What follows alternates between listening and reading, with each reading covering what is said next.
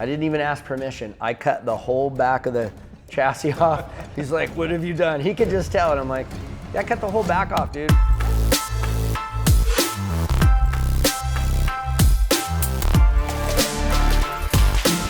It's story time. We're here with Rob from RJ Fabrication. What do you do? We just try to build cool shit. Like, I don't know how else to describe it. I mean, you know, if you get down to the nitty gritty, we build like a lot of high horsepower, you know, pro street cars or pro touring cars, you know, muscle cars, stuff like that. A lot of drag race cars. But as of late, the last probably, it's going on 10 years now, I guess. We've been dabbling in the luxury pre-runner market and building some cool off-road trucks. I wouldn't say you've been dabbling.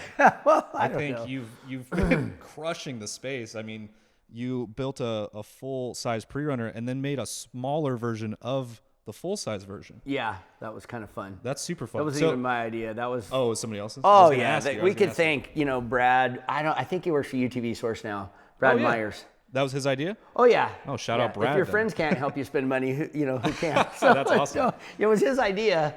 You know, now I'm poorer for it. No, I'm just kidding. It was a super rad idea, and it was a blast, man. It was a good build, fun build, and he just said, hey, Rob, you know, as popular as a Ranger is, you should convert a side-by-side into a miniature version of it, you know? Yeah, I mean, it turned out great. And it was so unique at the time, you know, and seeing something with those proportions, if the truck wasn't next to it, it looked like your truck. It's so much so, like we nailed it on that part as far as getting the proportions.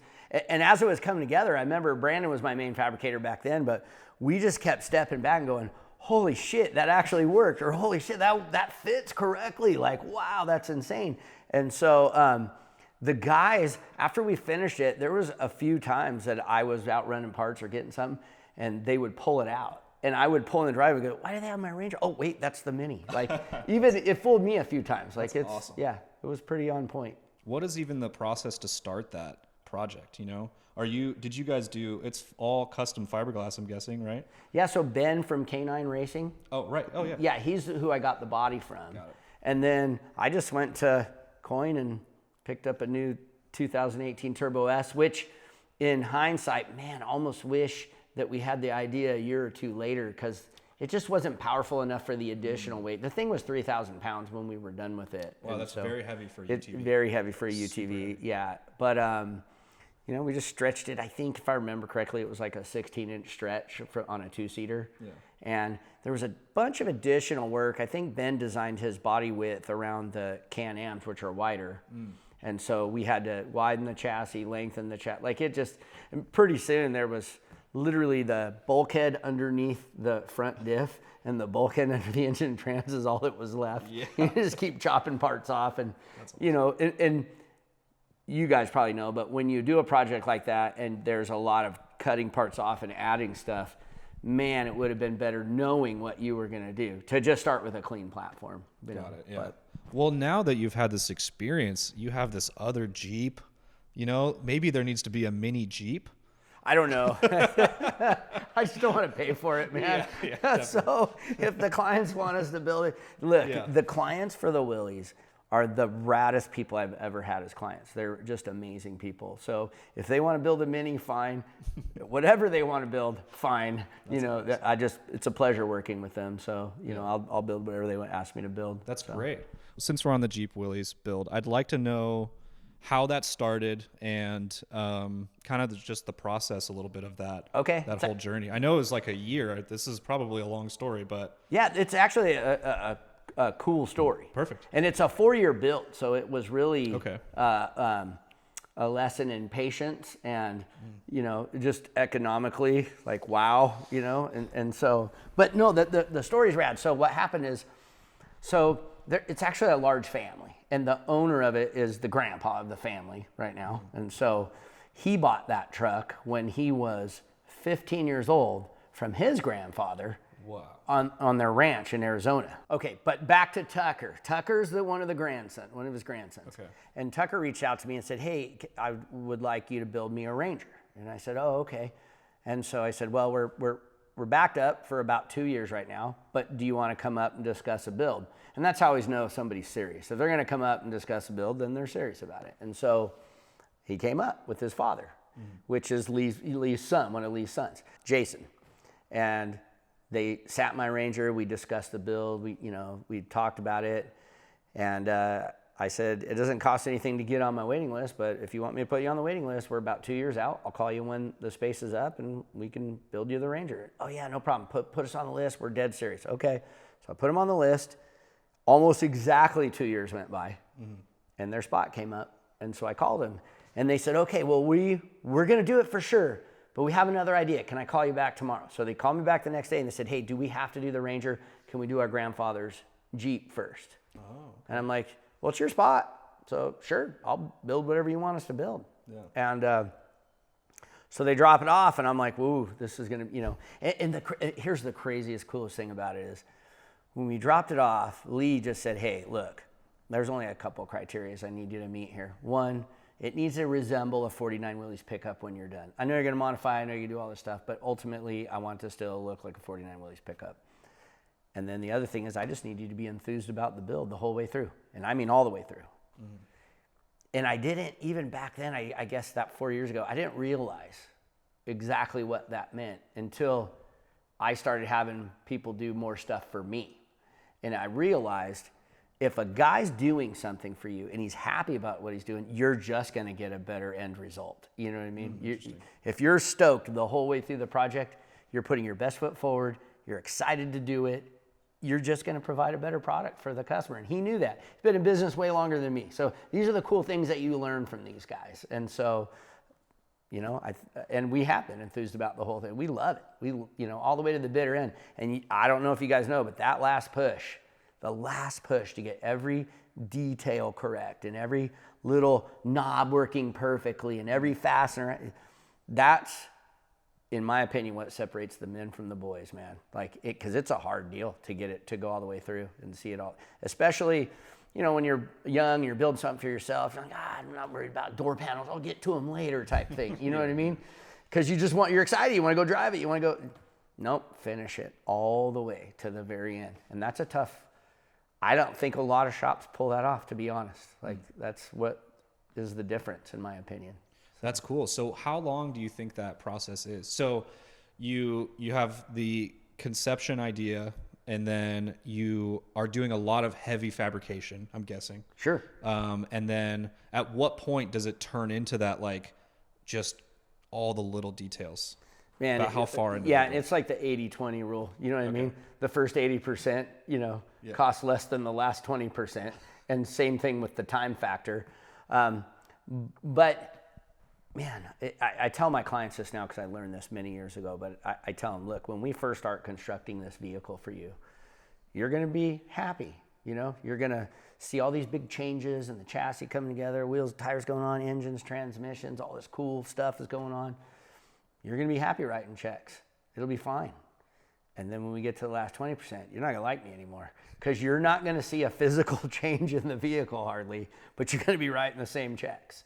And it's just hours in, and it's time and material. And so that's the hard part. It's not just the push to keep yourself motivated to finish it correctly the whole way through, but it's also trying to keep the client motivated and keep him enthused because he's breaking off checks still, but he's not really understanding, hey, why are we spending this? I don't really see anything different.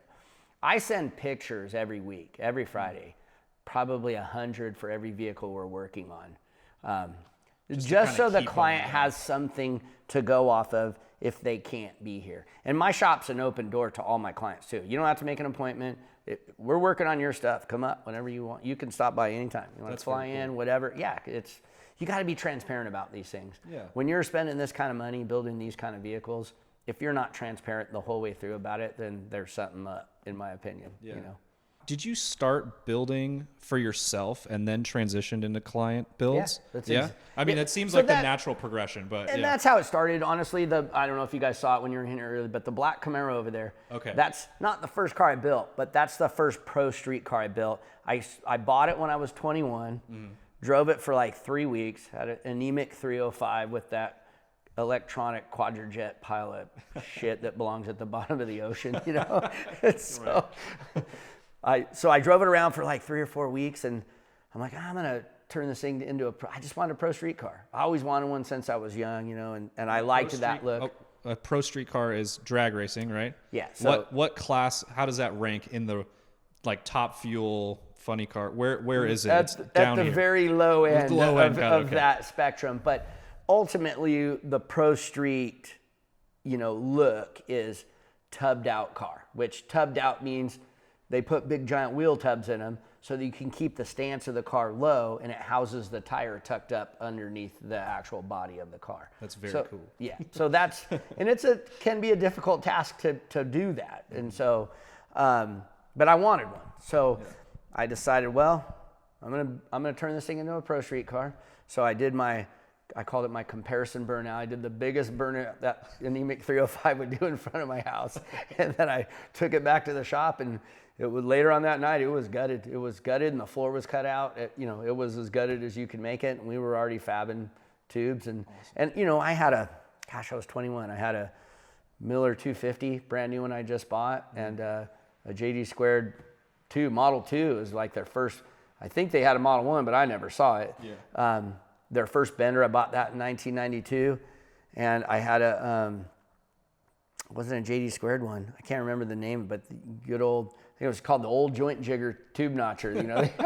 Nice. Those are my 3 main pieces of equipment. So you had a welder, a bender, and a notcher. Yep. And is that all you need? You need more stuff now. You need way more stuff than that now. Yeah, I mean, at the level we're at now. But gosh, you sure can go far with just those pieces of equipment, you know. And we got it done. I couldn't do the tin work, and so I didn't have the equipment. So my buddy owned, he still owns Western Fabricator. He didn't have his laser back then, but he had what was called a strip it machine. Okay. And you could program your X, Y, and Z axes on, you know, and it cuts the parts out for you, but it punches them. Okay. You know, it just rapidly punches your parts out. That's cool. And so I can't remember what gauge thickness he could go, but so he cut all my panels for me, and he welded it in. Well, I think he used I don't know.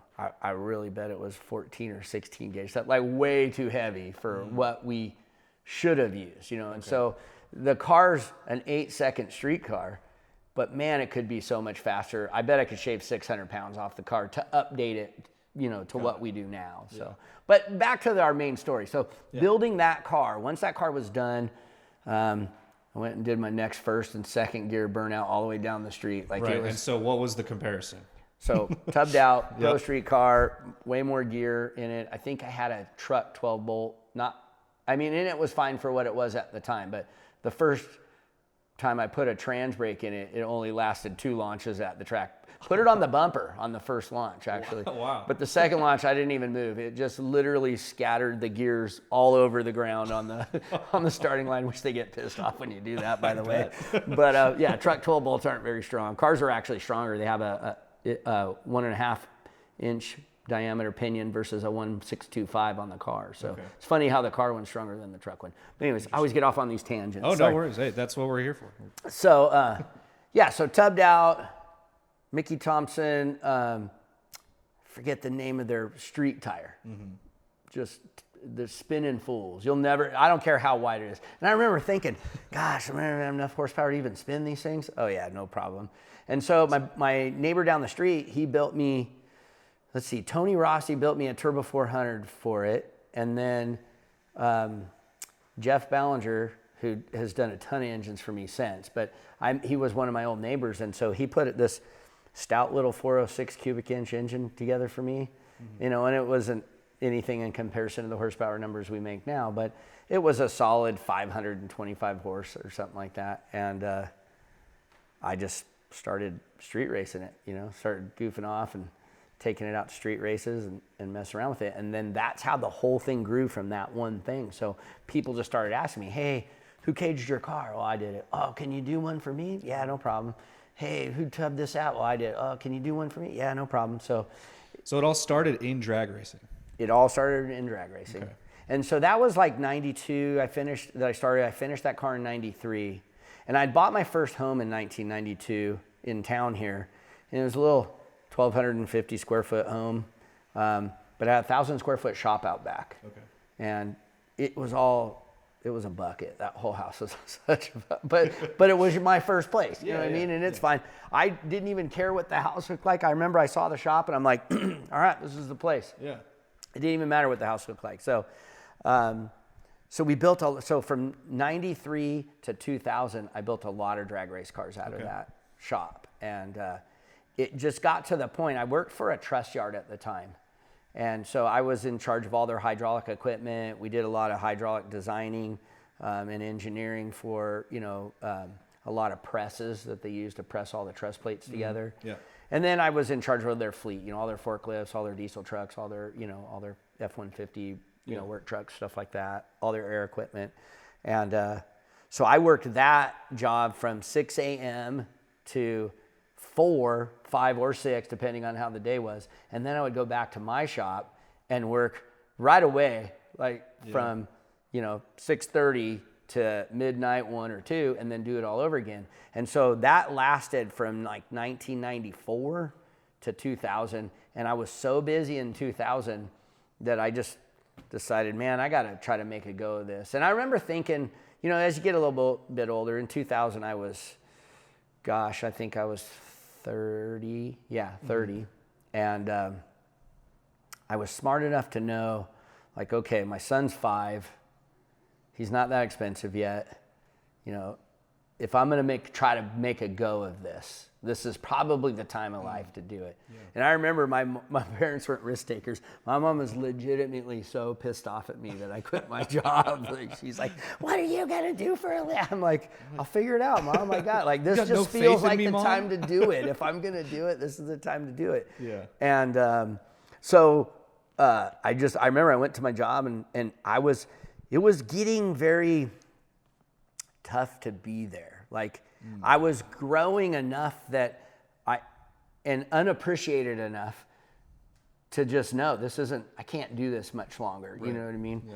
We probably all had those jobs where you're just basically a number practically. Definitely. Yeah. And so. What was this job that you were working? Yeah. So it was called Southern California Components. Oh, the owners were super nice people and my direct boss was a rad guy, but still underpaid, underappreciated, sure. Working your ass off and not, and so, and not your passion. And certainly not passionate about it. Working at a truss yard by any means, you know what I mean? And so I went in there and I said, dude, we were pulling, it was getting to the end regardless. We were pulling antics there was double standard stuff. Hey, I'm gonna go to lunch. Well, you have to go to lunch when the yard goes to lunch. I know, but I had to fix this machine while the yard's at lunch. You know what I mean? There's a lot of arguing going on about that kind of stuff. And it got to the point I'll never forget. And Marty that works for me now, he worked with me there. I got him a job there. Oh, so awesome. Me and Marty worked there together when we were younger, That's cool. And me and Marty one time, our boss, Brent, rad guy, but he was like, dude, you can't go to lunch right now. I'm like, no, we're going. And we're going to take an hour. And he's like, no, it's a half hour lunch. I'm like, I'm taking an hour. He's like, you better not. I clocked out. Me and Marty went all the way into Victorville, went to Red Robin, had a sit-down lunch. Nice. Then went the movie theaters in St. Paul. We went and watched a movie. And then we went back. More than an hour. Yeah, so it was kind of like a big fuck you to my boss. You know what I mean? Hey, I'm going to start doing what I want. I'm sick of this shit, And then literally 2 weeks later, I went in there. And it was kind of a dick move on my part to do that. But you know how you get when you're kind of fed up, especially when you're young and more of a hothead. And so I just went in there and I said, hey, dude, I need a massive raise or I'm gonna leave. And I just did it knowing they weren't gonna do it. And they're like, how much, and you figure this was in 2000 and I was probably making $18 an hour or something like that. Not very much money for back then. Mm-hmm. And I said, I need $48 an hour. Oh, wow. He's like, I don't even make that much. I'm like, I don't know what to tell you. That's what I need. And so he's like, it ain't gonna happen. I said, then I quit. He's like, well, you gonna put in 2 weeks? I said, no, I'm going to time clock now, later. And I burnt that bridge, which sometimes you got to. And it's okay because I also feel like it forcefully, I was confident in my abilities to make some money. Right. I was scared and know if it was gonna last or whatever. But also, sometimes if you push yourself and make a gnarly life change like that, it forces you to make it happen. Because no safety net. There's no, exactly. I have nothing to fall back on. So we got to make this work. And I worked I had 2 jobs in the shop that were pretty big jobs. Some dude that worked for the Metro down, I don't remember what city, down by Torrance, I think somewhere. He had a blown 66 or 67 El Camino. And he said, I'm gonna drive it up to you. And I want you to pro street this thing. I want you to tub it out and do a catering thing. And I want to drive it home. Wow. And that's a lot of responsibility when you're a young man like that. I'm like, okay, drop it off. So I had that, and I had a 58 Ranchero that I was building, full chassis on, Art Morrison chassis. A lot of car trucks. trucks. Yep. And those were my 2 jobs that I knew I was going to, kick it off with. And I got them both done in about 6 months. And I had other stuff scheduled, but it wasn't ready to come yet. So I kind of worked myself out of work. And, interesting. Okay. Yeah, and I didn't pay enough attention to scheduling and give it, the importance that it was necessary, as far as scheduling stuff. And so my buddy Jeff that built engines for me, he worked out at Southern California Aviation. So he got me on there. And so I worked there for about 9 months, building up clientele again and lining up jobs. Okay. And then after 9 months, I quit there, and that's when I never looked back. Like I kind of got it figured out. Like okay, and when you only have 1,000 square foot, you got to schedule. You got to be on top of scheduling because you don't have any extra room to store stuff. Like you're working on 2 cars, and that's the end of it. So since you've been doing it so long, do you have set times for like before and after a project is done, or like once it's done? Do you leave a little bit of a window, like maybe the customer might bring it back, or are you just like, nope, I'm on to the next thing? How does that work? Is there any kind of buffer before and after? Well, I can tell you this, man, is no matter how hard you try, no matter how, and people say it, but I think they're full of shit. No car's perfect right when it rolls off. It just isn't. We don't have the R&D that Ford has and Chevy has and those guys. Mm-hmm. We don't cycle a door hinge 70,000 times to make sure, you know what I mean? We're not gonna have problems. And so, fabbing one-off stuff, sometimes you have issues. It may work 99 times, and that 100th time it's like it binds up or something, you know what I mean? Yeah. And so, but ultimately, I think we're not really having too many issues with that kind of stuff. I think our biggest issue now is, and I got to say it, it's China, man. Like we've subbed, as Americans, companies, we've subbed so much stuff out to China that sometimes we're buying a genuine piece of shit. And I hate that. And I hate it so much because I want to spend the extra money to buy the best one. Right, yeah. You know what I mean? I love Holley products, but MSD, I really do believe that 99% of all MSD stuff is manufactured in China now. Like their caps don't fit as good as they used to. Sorry, MSD, I love you guys, but like I'm just saying, man. Yeah. And so it's frustrating because you want to buy the best product and you can't always. And so what we found is when we complete a car, like the Chevelle, it's ready to leave, but it was a solid 3 months of little tiny teething issues because when I deliver it to the client, I want it as perfect as I can possibly make it. Will there be a problem down the road? You bet your ass there will. It's a hot rod, and hot rods have problems, and that's just the way it is. But ultimately, I don't want it to be a glitchy little problem that we could have addressed before the client got it. And so I don't expect it to come back, but I do expect to maintain it if they want me to. Cool. Like if they say, the Willies, we made it as easy to work on as we possibly could, but we're just making it easier for us at the end of the day, really, if you think about it. Because I think we'll be the ones that are maintaining that thing. Yeah. And so, I can't tell you what I miss about the little shop. What do you miss about the little shop? And it's weird. It's dumb and it's weird, but sweeping the floor after a vehicle leaves. You know what I mean? You just get that sense of I think that's why I like manual labor so much. If I dig a hole, I can see what I've accomplished. You know what I mean? Like, right on, I got that done, And so sometimes with these big, long projects, you don't get that sense of accomplishment always. And so I remember the old shop. Me and Marty joke around about that. Yeah, remember a client would pick it up and we'd sweep that spot and we'd go to lunch and we'd be like, man, got that done. You know, it was just a good feeling, a good sense of accomplishment. And when you have 7 or 8 or 14 cars going, you just don't get that anymore. It seems like things are leaving and you feel good about it, but you're just, cool, that left. I got these other 13 things over here I got to address, you know? Right, and so it's interesting, the psyche of that, like how, Yeah, well, I mean, scaling the business is obviously, you change so many things and you don't have that like definitive check mark, you know? Yeah. Well, I guess coming back to that to the old shop, when did you transition? Was there a transitional period between then and this shop, or? But it was only like 2 weeks. Oh, really? Okay. Yeah, and it was rad. It's because I had the most amazing parents on the planet. And so what happened was, I mean, they didn't give me money and stuff, but they lent me some money. And so what happened was, I met my first wife in 2000. So 2003, she bought this property. She used to keep her horses across the street. So she said, hey, let's buy that property across the street from Frank and Donna.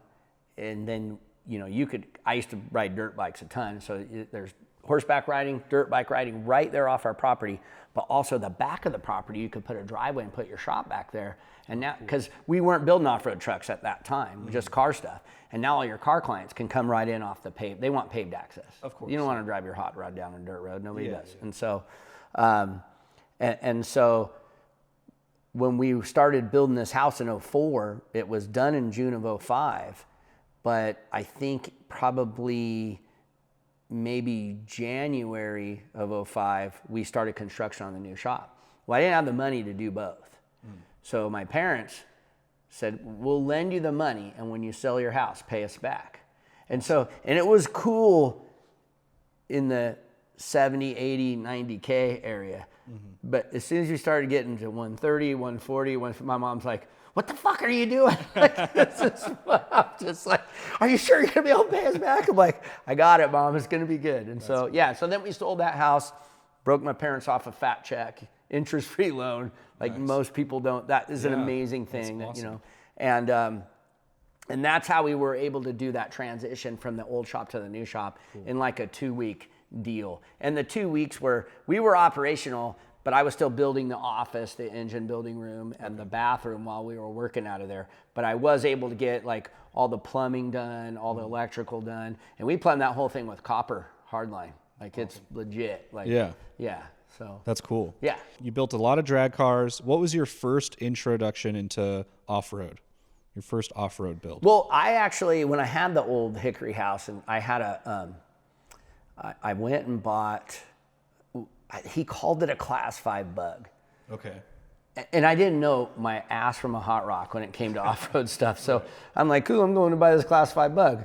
Yeah, so far from a Class 5.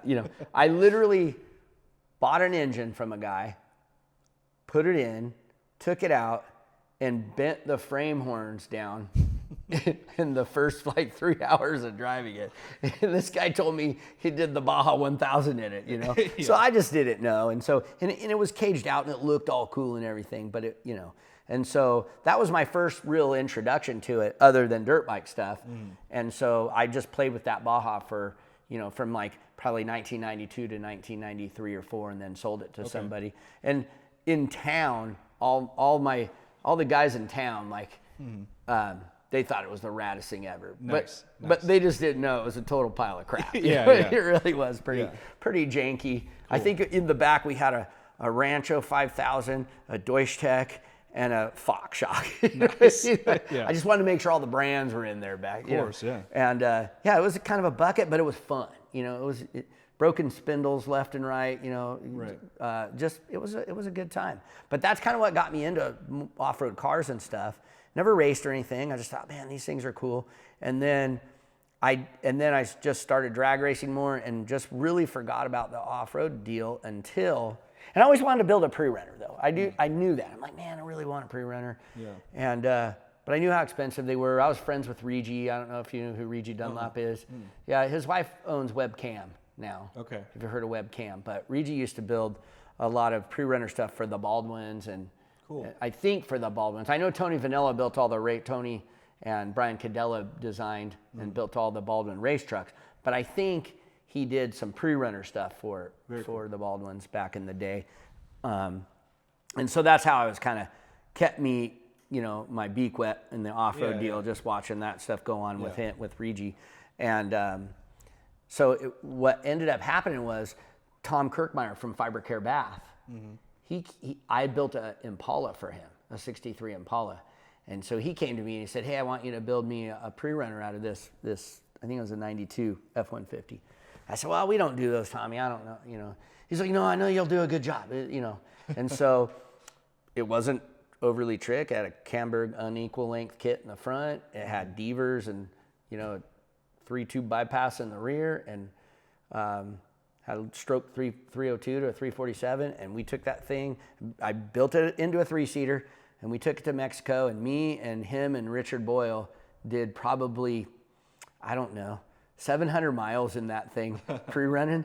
And it didn't skip a beat. Like, it works so good, like for, and it's not as legit as these things are now, but still, like, even Richard said, dude, you could build me a truck anytime. This thing is fun. Like, it's powerful, and it's could use a little more suspension, but it's not that bad. Like, it's, it's pretty cool truck. So I think that's the first truck technically that really got us, like, people started calling about, like, hey, can you do this? Can you do this? And then, but we didn't do much of it. Okay. And then, so that was in 2006 and 7, I built that truck. And then, so we didn't do a lot of off-road stuff until I got this truck. And I got the Ranger, from my ex-brother-in-law. We were just having dinner. He said, hey, I heard you wanted to build a pre-runner out of a Ranger. Yeah. And he had this little Ranger extra cab work truck, and he just tossed me the keys. He was, I was going to sell it for $1,200, but your family, just take it home. You can have it, And I'm like, oh, rad, dude. And so, and so I gutted it, tore it apart, and it literally sat in the shop from like 2006 to probably 2014. Wow. Just with a bare frame. The frame was all sandblasted, sitting under my bench, and the cab was sitting on a dolly out back. And I had collected a few parts for it, but it just sat for 10 years. And I was just like, dude, you know what? I need to do something with this thing. It's time to shit or get off the pot. Sell this thing, or let's put this thing together. And so so I started building it myself. I bought some beams, some unequal length beams off of Steve Herrera. I cut the knuckles off the end, the beam end off, and just used that part and built my own equal length beams out of it, and just started building it slowly. And then Brandon came to work for me, and he helped me accelerate that drastically. Okay. Like, he was such a gung-ho young guy, and so we worked after hours. Any free time that we had, we started. And so, and that was we started heavy on it in 2015. Okay. So by 2016, we realized, oh, this is actually might be a pretty cool truck. Let's try to get it to Off-Road Expo in 2017. Awesome. And so we set a goal. Yep. And so we set a goal to get it done. Off-Road Expo 2017. Casey Lights is one of the first guys to ever reach out to me. It was Brad Myers, actually. Oh, awesome. And he saw the build thread, and he's like, wow, this thing is pretty rad, dude. And you got a big block in it. Like, I don't know if anybody's ever put a big block in a Ford Ranger before, as far as off-road wise. Yeah. And he said, what are you going to do for lights? And I'm like, we haven't even thought that far ahead. Like, he's like, well, let us help you out. And so that's how that relationship got formed between me and KC. Very cool. And so they also said, we'll put it in our booth for Expo. And I'm like, okay. And so all right, now you got a goal and a sponsor. Yeah. And so so we ended up getting it done. And dude, it was over the moment that thing on Saturday morning opened up. My phone went dead like 4 times that weekend. Like, it was just messages. Watch my Instagram just go, you know what I mean? And I'm like, cool. It was nuts. It was, ex-girlfriends were calling. No joke. I'm not even kidding. Like, it was like, I was like, what are they like? Can you build me a truck? They're like, hey, what are you up to? Whatever. Wow, what a truck, dude. Yeah. That's awesome. So I think that just kind of, and the cool thing about the Ranger, in my opinion, was that since we were building so many hot rods and doing so much of that stuff, that we brought a lot of that into the off-road deal. And the Ranger kind of bridges the gap, in my opinion, between, the garage build and like Stewart's Racework and Geyser. Got it. You know what I mean? It kind of bridges that gap where you could see, okay, hey, it's a small, it's a compact truck. Yeah.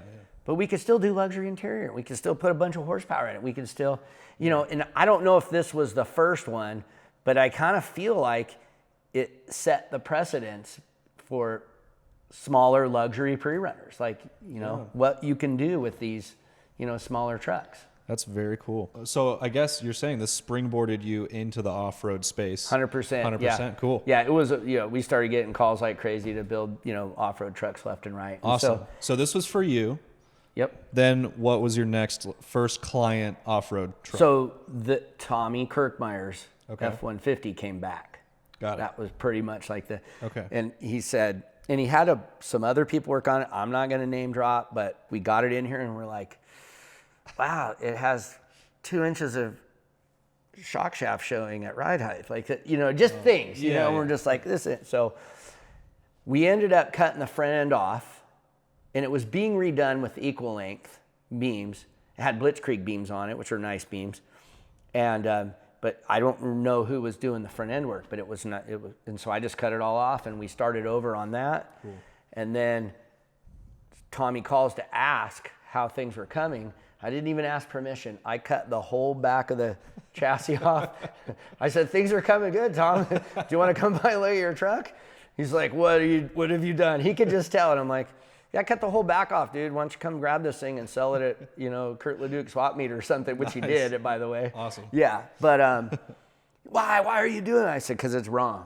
And if we're going to make the front end right, let's make the back end right. And nice. So, and that's one of the cooler, this one has like a bunch of plating and bulkhead stuff, the Ranger, but that's where we really started doing some extra cool bulkhead stuff with recessed lights in it, and just cool. Rad stuff. The winch that could go on the back, stores in the back, can operate from where it's stored, but also can go in the front. We had like a little plug in the skid plate that you pull out and you can put the winch in the front. That's cool. It's just fun stuff. We were just having fun with that. And what inspired those ideas? Like, because you came from drag racing, so what are you bringing those ideas from? Just experience, or no? Because we hadn't done it before, but I think me and Brandon worked so well together, and we were like, the mornings were cool. 6 a.m. was rad because we'd both come in. Hey, guess what I thought of last night? Or hey, guess what? And we just fed off of each other, and we just built cool shit, man. It was fun. That's very cool. It was a good time. Yeah. Very cool. And so the next legit truck was the F-150, and then I built my Can-Am, which was not even arguably, for sure, the first luxury UTV ever built. Awesome. For sure. Aluminum dash covered in, everybody thought it was leather, but at PRP, when they did the seats for me, I said, hey, can I buy some of that marine grade vinyl from you, that extra stuff, and I'm going to cover my dash and my center console with it and stuff. So we finished that in 2016, right before we finished this thing. Awesome. And that's when another thing that helped me a lot was Sean Kepler, when he had Jump Champs. Oh yeah, I do remember this. Yeah. Sean said, hey, come bring some vehicles down here. Can you bring the red F-100? I'm like, yeah, and we just finished a side-by-side. It's pretty cool. And so that's when we brought the Can-Am down there.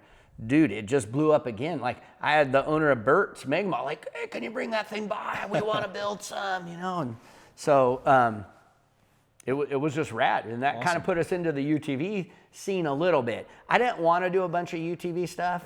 I think the market, to me, I could already tell that was going to be the jet skis of the 80s now. You know what I mean? Yeah. In the 80s, everybody had a jet ski. It was just nuts. And so the side-by-side thing, I could already tell where it was going. Yep. And it's such a saturated market. I didn't want to compete in that market, really. And I think that we're more, we would end up costing too much for that stuff. Got it, yeah. You could see, can't remember the name of the couple companies, but they knock out TIG welded cages that are bad to the bone, and they're dirt cheap. I'm not going to compete with that. Yeah. I got to put food on the table like the next guy. Our stuff's one-off, custom stuff that you can't. It's not a production deal. And so, but yeah, and so now I try to keep it 50-50. 50% off-road stuff, 50% car stuff, because I'll never lose my love for the car thing or the drag race thing, and I have that, but I also love the off-road stuff too. How much are you drag racing right now? Zero. Yeah. Zero, and I miss it. So Ginter just finished my Camaro engine. It just got freshened up, but it got changed. We changed parameters around a little bit so we can run a lot more nitrous on it. Good. Yeah, because it made about 1,050 horsepower before. Not enough. No, I'm shooting for like 1,600 horsepower now. Perfect. Good. Yeah. And so the trans is getting ready to get redone. So we're going to put that thing back together and do some more street racing. We have no more. Part of the reason too is Fontana closed down. Irwindale, I think, true. on the 8th is its last race. Yeah. And then they'll take that over. I think they're building some warehouses or something right there. You know. Very sad.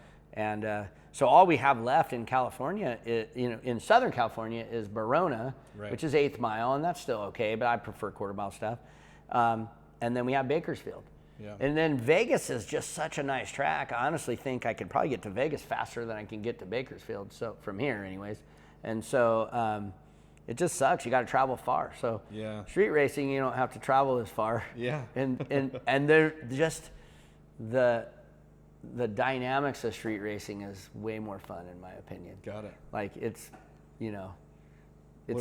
just testosterone filled, just gnarliness. You know what I mean? There's fights, there's money flying everywhere. What's your favorite? Do you have a favorite street racing story?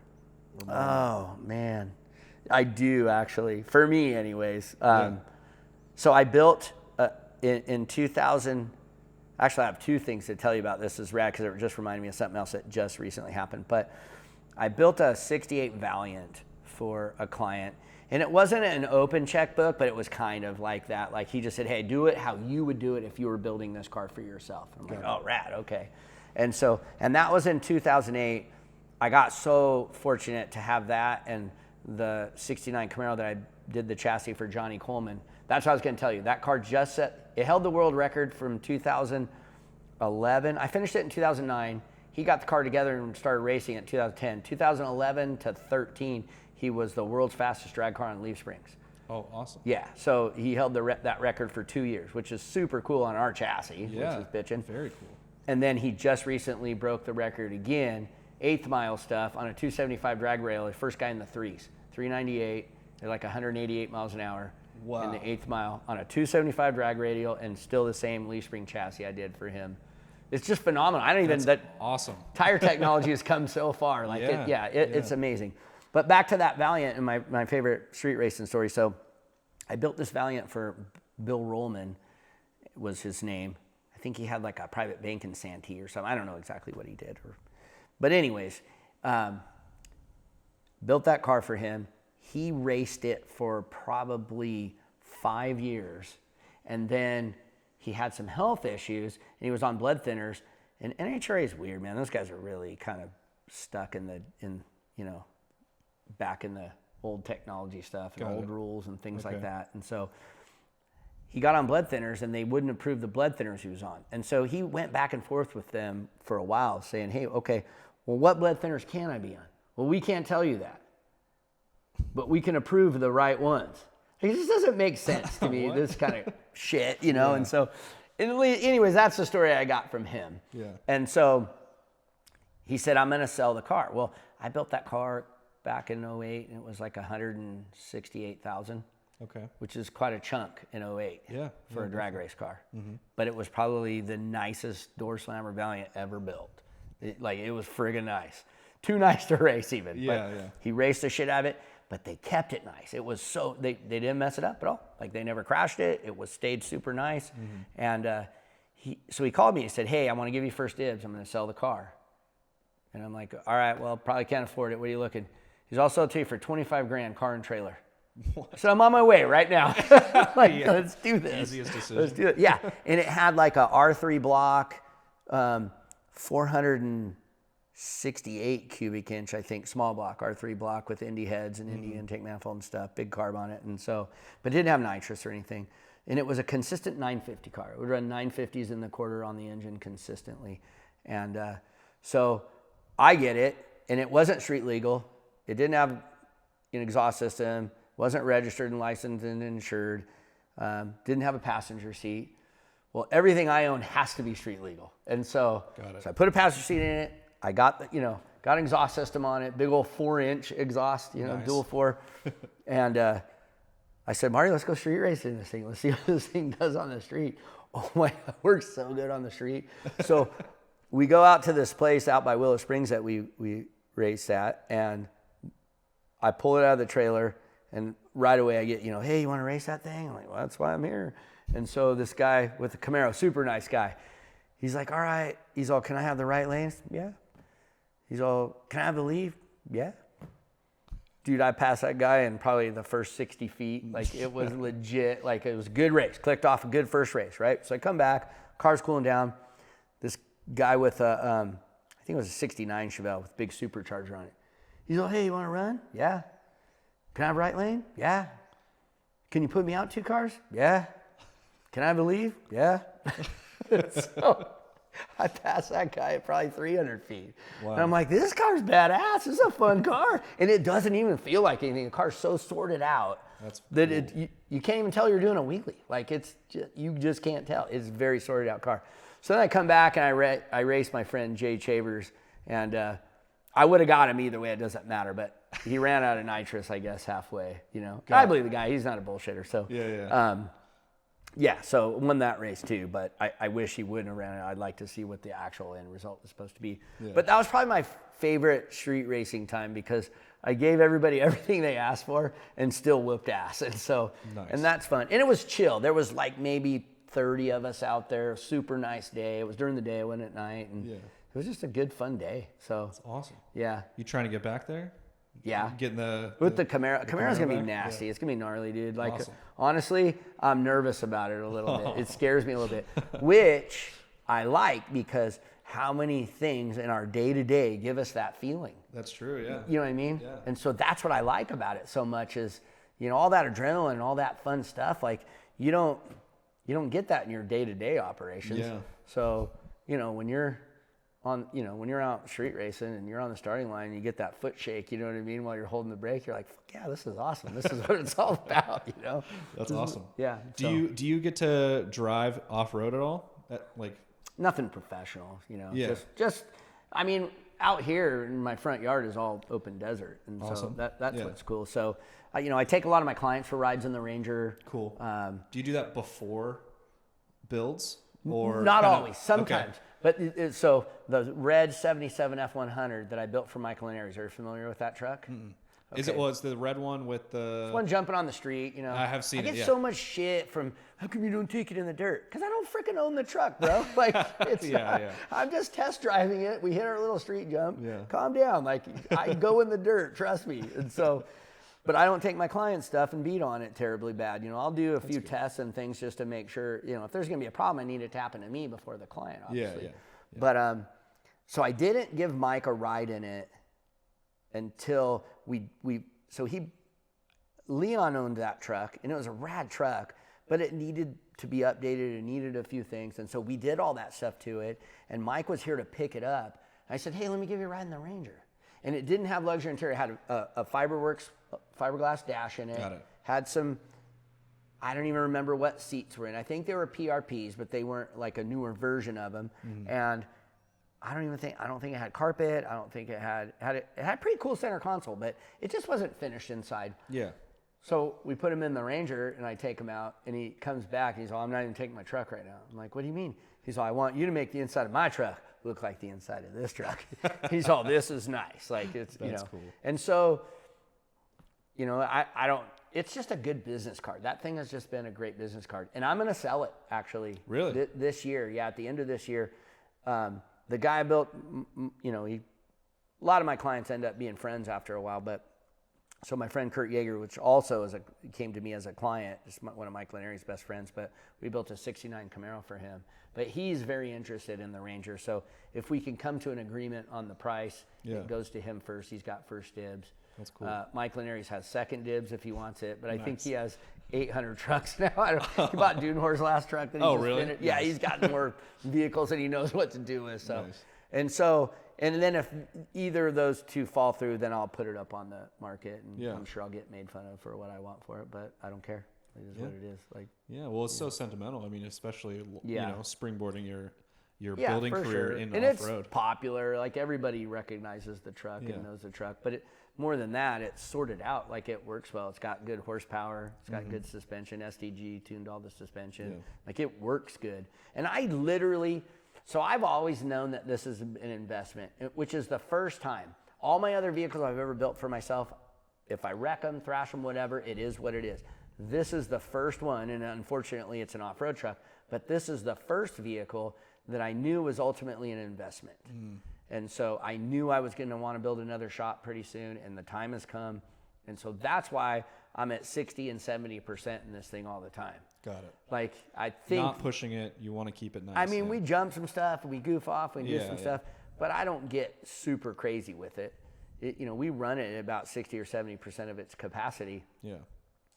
So when I sell this thing, and then I have a Raptor I need to finish and sell, hopefully that will pay for most of the new shop. Awesome. And then we have another Ranger sitting out back, and we have a plethora of parts laying around. And so me and Marty are like, we should just put something together that we don't give two shits about and go jump the canal. Like, you know what I mean?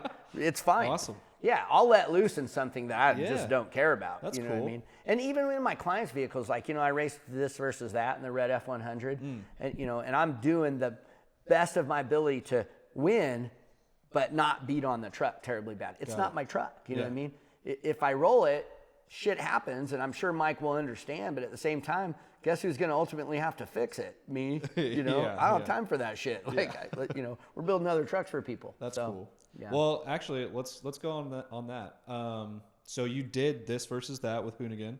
How was that experience? What was that like? Super fun. Yeah. Super fun. My message to all the purists that, let it go. Let it go. Do you ever read all the comments? Oh, They yeah. are so pissed off that it's not the way it used to be. Ken is an icon and an amazing individual, but he didn't have as much control over it as people think. Yeah. It wasn't his layout. You know what I mean? Yeah. Yeah, Wheel Pros bought it. Maybe they didn't manage it right. I don't know. I'm not going to presume what happened. Sure. But, dude, things change. Nothing stays the same. Those OG guys, they're not going to do the street drag racing thing right now. Just let it go, man. The truck shit's cool. And so the experience was rad. The people are super nice. Darren Parsons always facilitates that for me. He called me, hey, you got anything you want to run on this versus that? Yeah. So that's super cool. And it was fun. It's just fun. It's a fun time hanging out. That's cool. Yeah, all the off-road guys watching stuff. And I guess if somebody doesn't know what this is, it's basically a drag race between two trucks on like off-road course. So there's like jumps and then whoops at the end. Yep. And yeah. Sorry about that, dude. Horse property. There's always flies chilling around here somewhere. No worries. Yep. I think the best way to describe it is, it's like straight rhythm for trucks. That's in a way. perfect. Yeah.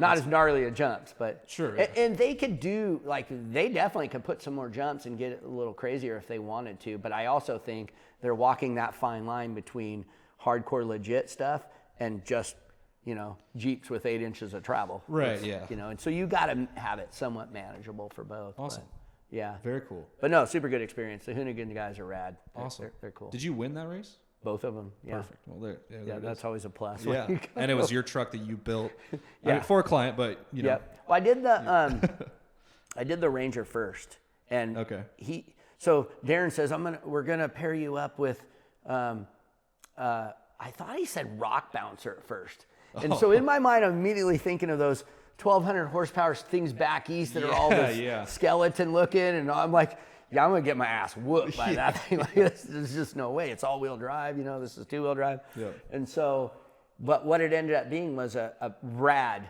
Toyota that was pinched in the front and the back for rock crawling. Okay. And it was four-wheel drive with an LS7 in it. Cool. And it's pretty lightweight. So I'm like, that's actually probably a pretty good comparison. This guy might even get me because he's four-wheel drive and I'm not. Yeah.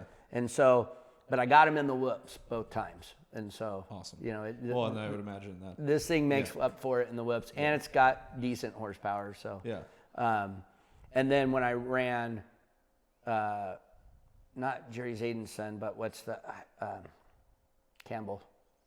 Oh, his name's eluding me right now. I forgot to. Has that really cool blazer. Yeah. It's like not a primer gray, but it's got it's shiny. It's not primer, but it's that kind of color actually, like a machine gray or something. Yeah. But Yeah, so we ran the red F-100 against that, which is cool because it's the classic Ford versus Chevy war. You know? Yeah.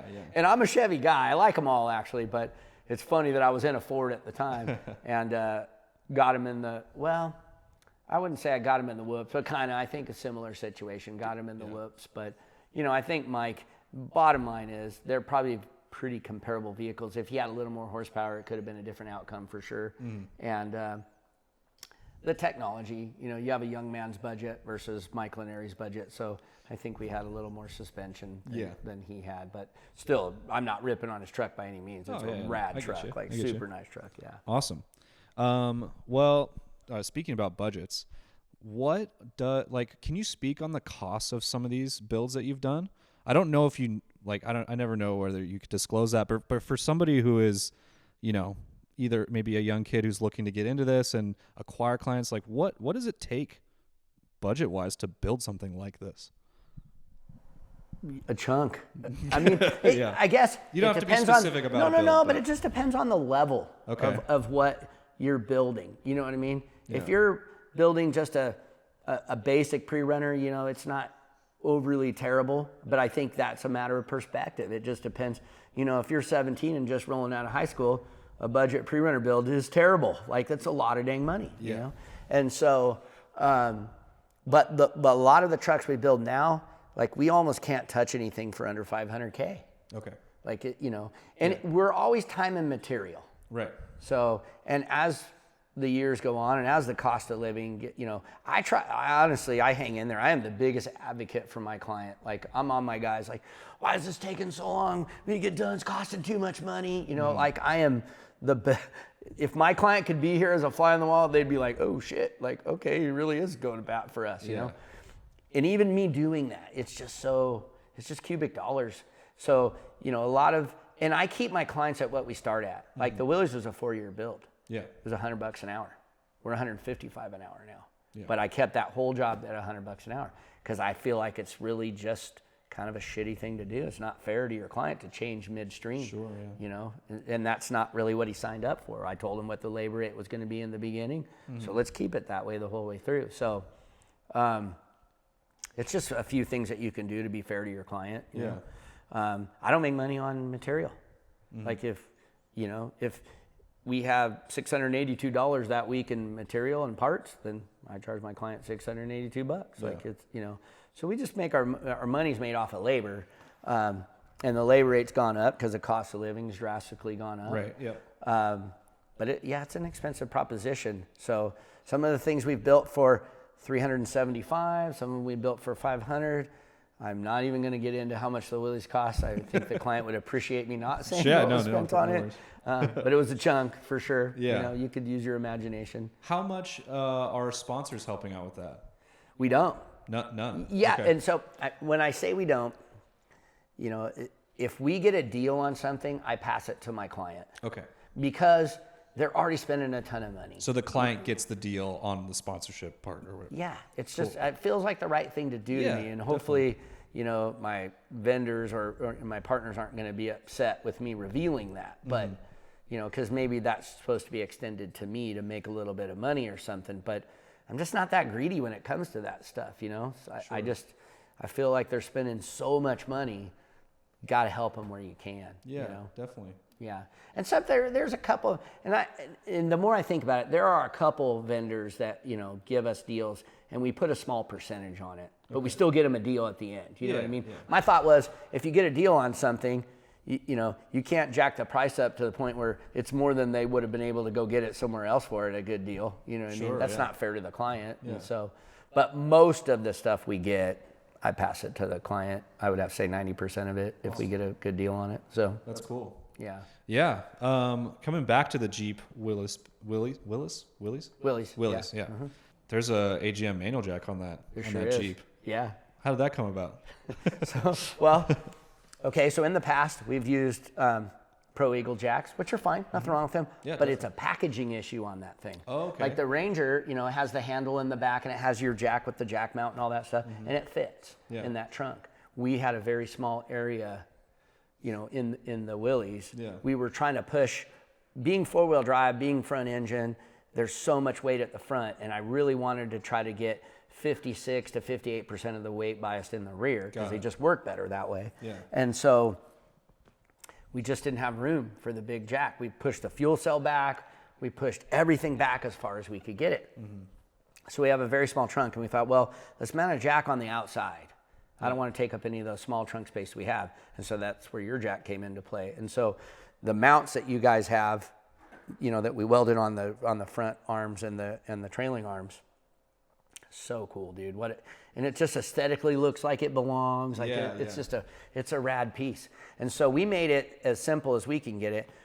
You know, 1-inch lug nuts, one single 1-inch lug nut that holds the spare tire in, impact gun mounted in the door like we always do. Yeah.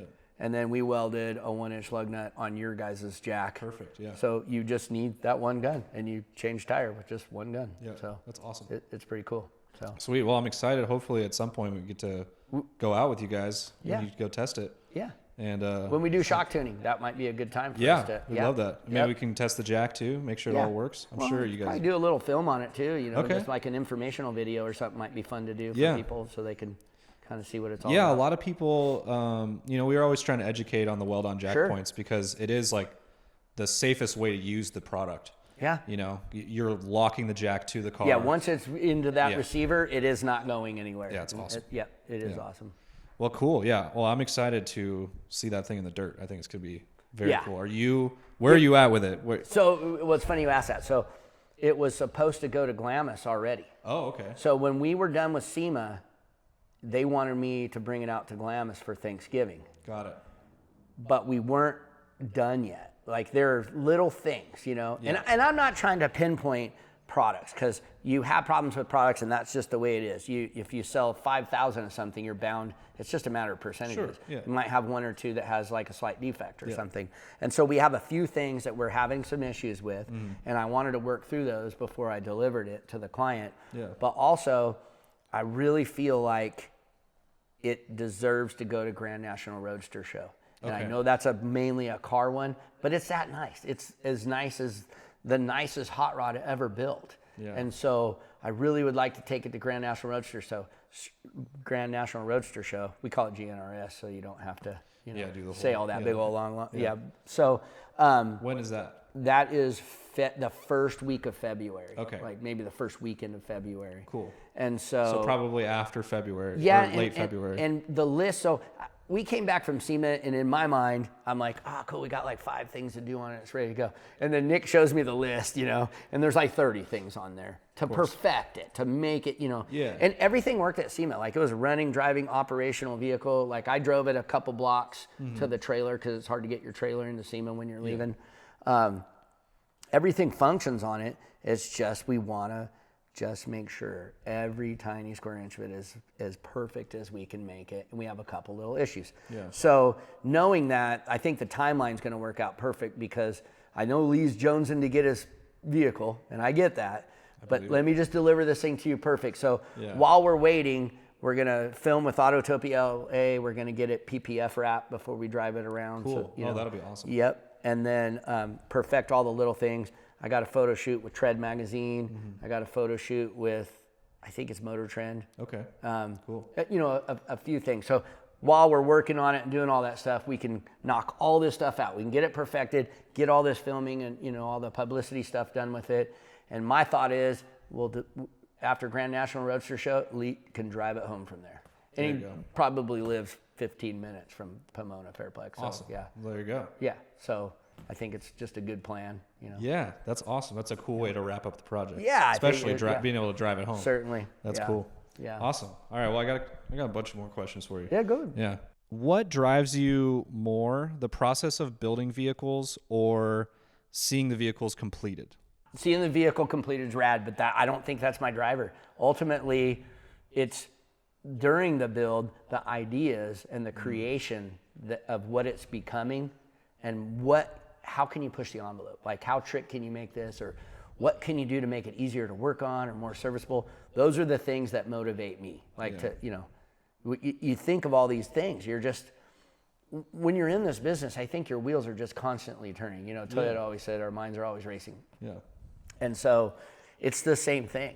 Like, and now, you know, Brandon isn't with us anymore. Now we have Nick, But it's the same thing. Nick comes in the morning, oh, dude, just what I thought of, let's do this. Or, oh, yeah, and I thought of this weekend. Let's, and I think that's what motivates us more than anything is just the feeding off of each other of cool ideas to do something that hasn't been done before, which is always fun to be an innovator of things. Yeah. Or something that's been done, but can it be done better? Is there a way to make it, easier to work on or easier to work with or, streamline it in some way? Yeah, that's awesome. Yeah, I mean, I feel like that's a very standard or I guess common answer, like fall in love with the process and not the result, because you're gonna always be excited to go to work and be there. That's really cool. Are you doing a lot of fabrication still, or are you more delegating? Dude, it's grown to this thing. I'm not. They won't even let me weld anything anymore.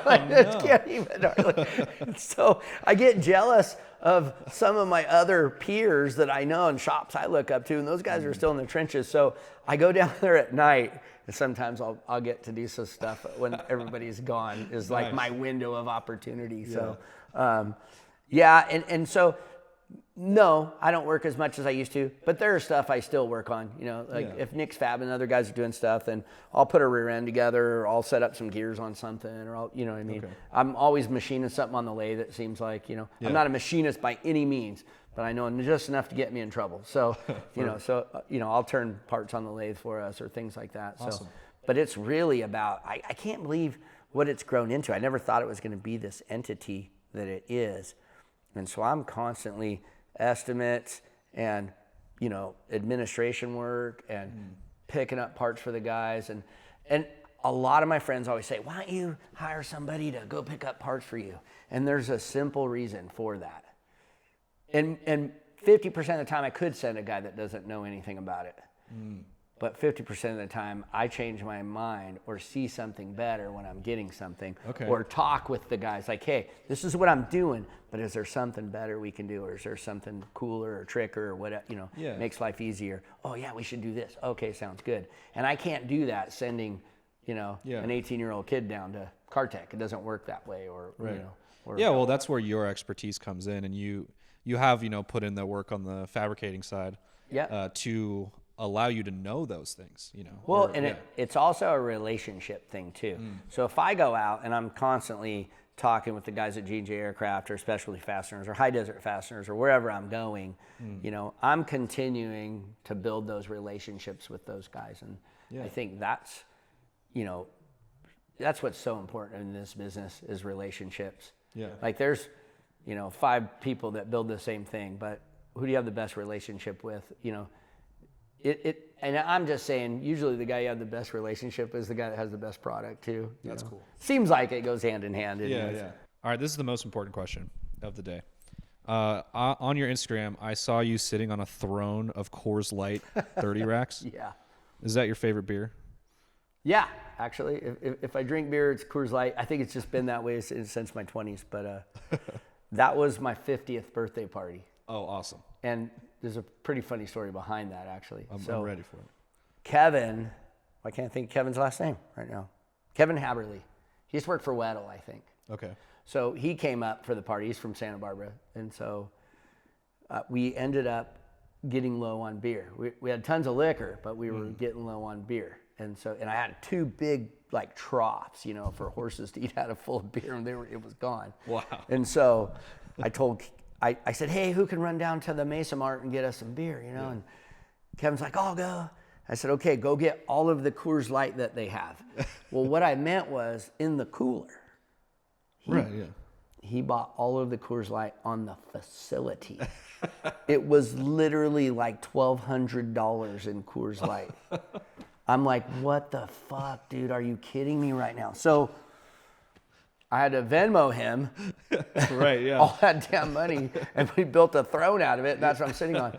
And so it kind of put a dampener in my 50. I was super sad about it. I didn't want to spend that much money on Coors Light. Right. I don't drink that much beer. There's no possible way I'm going to drink all that beer before it expires. Right. And so the cool thing is my friend Rusty was pedaling that Coors Light the next morning. We're all hungover as heck, and he's pedaling that stuff. He's calling everybody. Okay, I put you down for 2 cases. Like it's just. And I'm obviously bad at investing because I got about $400 back on my investment of $1,200 in beer, but at least I got something back, and so it was a super fun next morning. Yeah, it was pretty fun. So awesome. Okay, well, getting back to some other, more build related questions. What do you pull? What other forms of motorsports do you pull design cues from? Well, I don't know how you feel about it, but I feel like, Formula One is at the epitome of motorsports, 100%. Yeah, well, I agree. After 100%. that is, they're spaceships. Going to space. Yeah, exactly. They're just spaceships on the ground. They really are. Yeah. And so I would love to say that we pull from it, but I'm not into Formula One that much. But I just know that they're the pinnacle of it, and so I think that's actually a really tough question. And now that question actually scares me. Am I stuck in this rut? Like we're just doing the same thing over and over again? I don't think we are, but I don't know. Like we see, like some of the Mason Motorsport stuff, obviously. I've seen some posts on Instagram, and I'm like, oh, wow, that's such a rad idea. Yeah. So I hope they don't mind that invitation is the highest form of flattery, and I can't really think of one thing that we particularly taken from them. Sure. But I just see like some of the design style and some of the things that they're, and they're building race trucks. It's, in my opinion, way tougher to build a pre-runner because you're packaging all of this stuff for amenities and stuff into a very similar chassis than a trophy truck. So we don't have the all-wheel drive technology that they have and all that stuff, but we're working on that. We're pushing that to that envelope. So that's a good question. Going back to the Formula One thing, I noticed your 510 over there. Yeah. It has inboard suspension. Yep. That seems like some F1 Formula One style stuff. Yeah. But I didn't ever look at any Formula One cars to you know what I mean? Yeah. I just thought, okay, let's move the shocks inboard. And there's plenty of room for the shocks to be where it is. You know what I mean? Yeah. The only reasons I could think to pull the shock inboard is to get it out of the air, for one, and centralize your weight and make room. So 3 things. Like if you had a packaging issue or something. Yeah. But realistically, all of the cantilever suspension cars out there are just because it's cool. There's no, if you have a 65 Mustang Fastback and it has cantilever suspension, it's just because it's rad. Yeah. Does it make the car perform better? No. But that's okay. It's okay to just do things because it's rad. Yeah, exactly. No, that's the whole point that we're feeding off of is let's do all this stuff because it's cool. Yeah. So, I mean, we didn't look at Formula One cars for it, but I knew that I wanted to do a double rocker per shock though. Instead of just one rocker, it actually has, the rocker that pivots at the top, directly off of the control arm. And then that goes down to another rocker that pushes forward and aft on the Interesting. shock. Yeah. Is that also just because it's cool, or is there just because it's cool? Just because it's cool. Yeah. Cool. I just thought it would be a neat way to do it. Yeah. And that's the first project that I let Nick completely take the reins in SolidWorks. So Nick draws our stuff in SolidWorks, but it's my design language. Okay. I come in and say, no, let's do this. I want it to look like this. Let's move this over here. And I said, Nick, just have at it. And so to me, it's it's not 100% my style, but it's okay. Yeah. Because it's Nick's style, but it's very, I don't even know how to describe it, very Battlestar Galactica, Star Wars, like kind of just the shapes and which is still rad. It's super cool. Yeah. I'm just more of a gentle swoop-in transition guy, I think, where that's kind of a little bit like more choppy and a little, Yeah. But is that a client build as well? No, that's my car. Oh, that's your car. Yeah, okay. I'm glutton for wow. So punishment. you let Nick take the reins on my personal build. Yeah, wow, it's that's fine. Cool. Yeah. Yeah. What's the engine package that's going to be in that car? So it has. What I ended up doing was I had this 510 for like 25 years. Buddy gave it to me years ago. Even had it at the old shop. Moved it over here. Got rid of everything when I moved over here, but that's one car I kept. I got a soft spot for Datsuns. I don't know why. I just freaking love them. And so I decided, well, let's make an all-wheel drive 510. I don't know if anybody's ever made one. So I scoured the internet. There was a couple ones being built, but they weren't done yet that I found. Maybe there's one I don't know about. But at that time, and this would have been about 6 years ago, I couldn't find one completed. And I thought, oh, let's build one then. And so I found a wrecked 2002 Subaru WRX.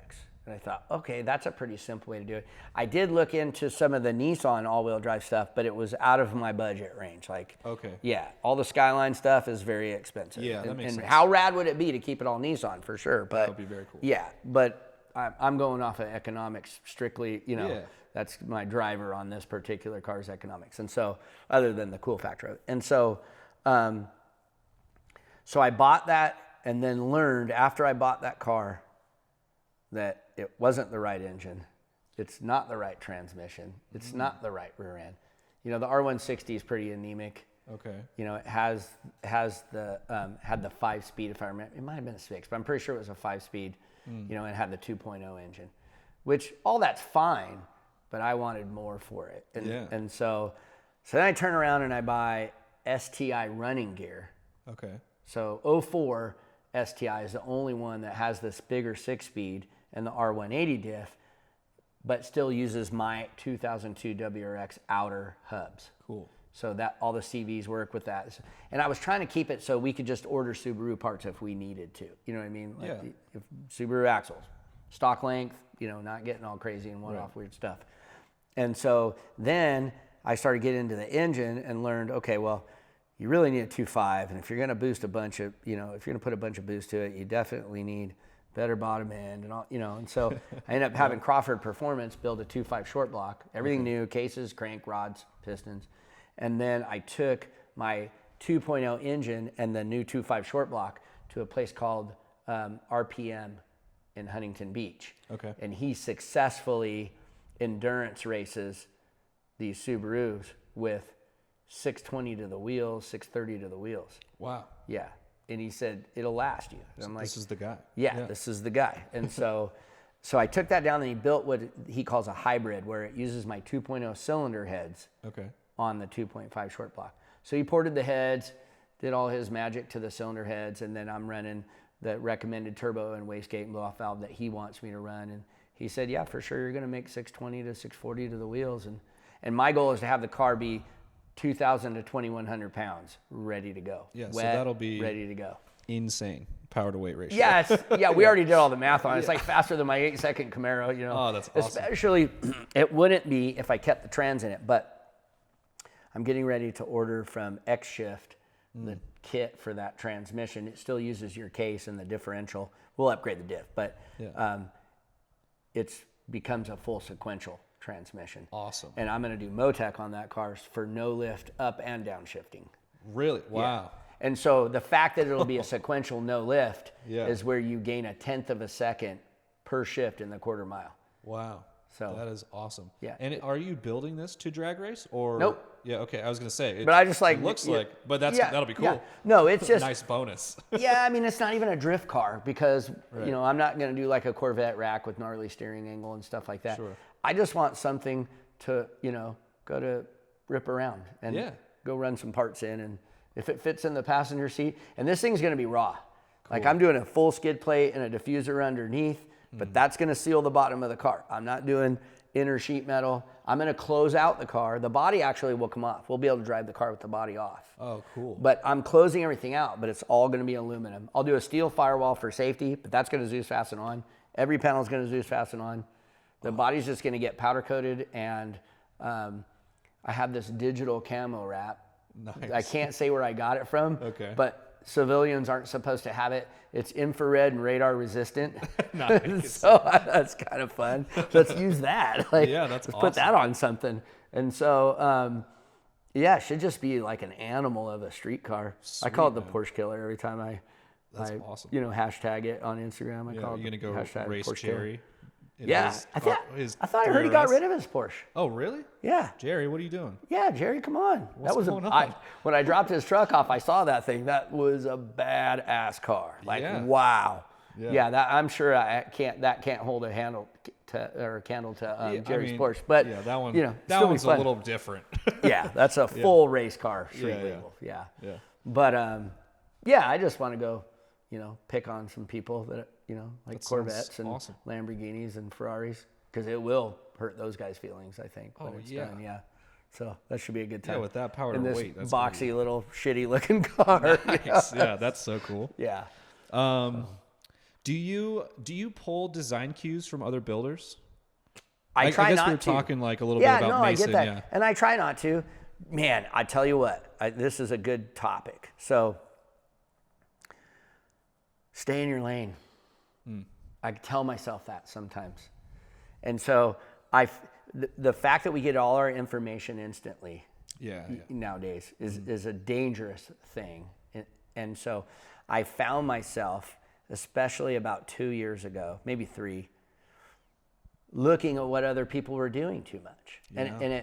And it took me a couple months to realize, why are you doing that? Like you got this far on your own. You weren't looking at other people's stuff. Just stay in your lane, dude. Just do your own thing. And so, so I try not to take design cues from other people. Sure. Some of the things though that I've done, I can name some of the people, like Matt Walrath. I don't know if you know who that is. No, I do not. Insane fabricator. Like even to this day, and he was building stuff a long, long time ago. He lives out here in Oak Hills. I've never been to his place. Talked to him on the phone a few times. Nicest guy ever.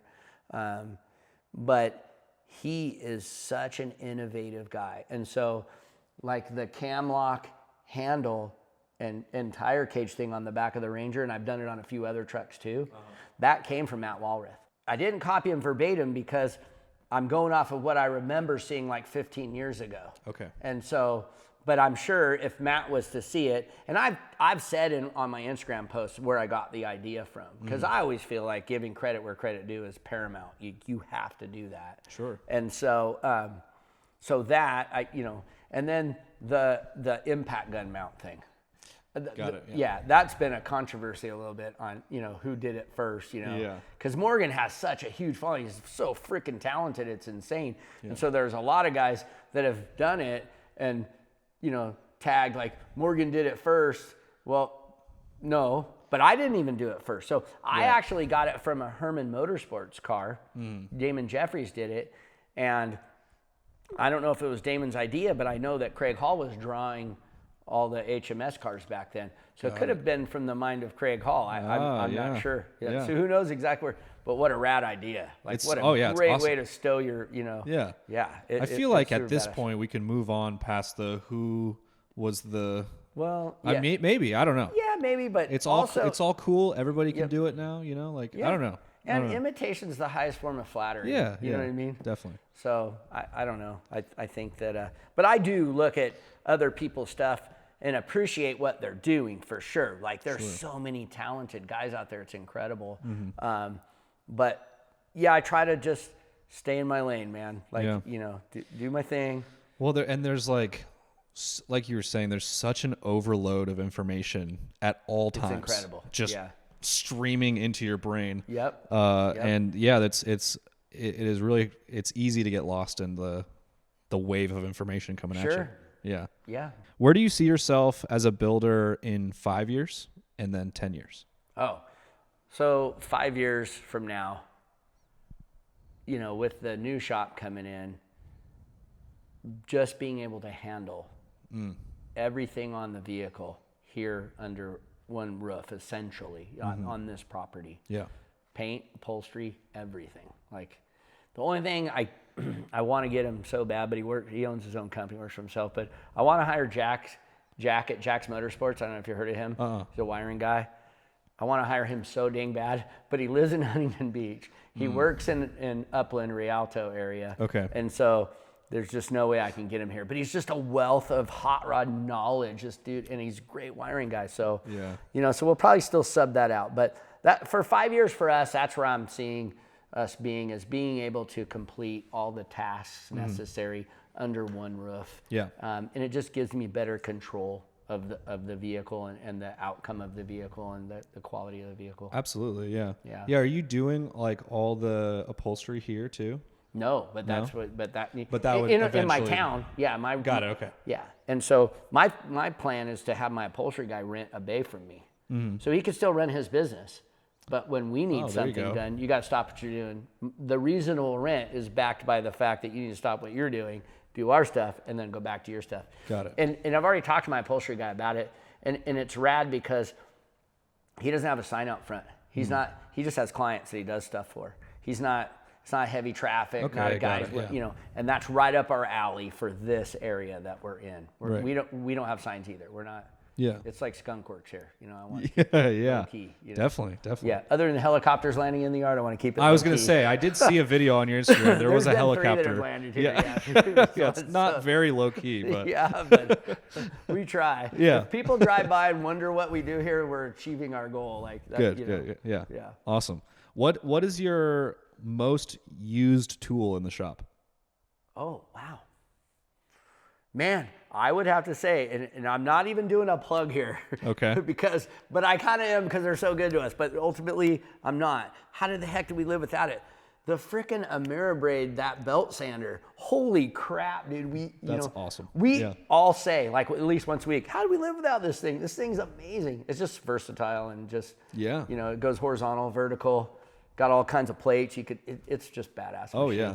But yeah, that's probably, as far as fab goes, that's our most used tool. Awesome. Is there what other categories you got there?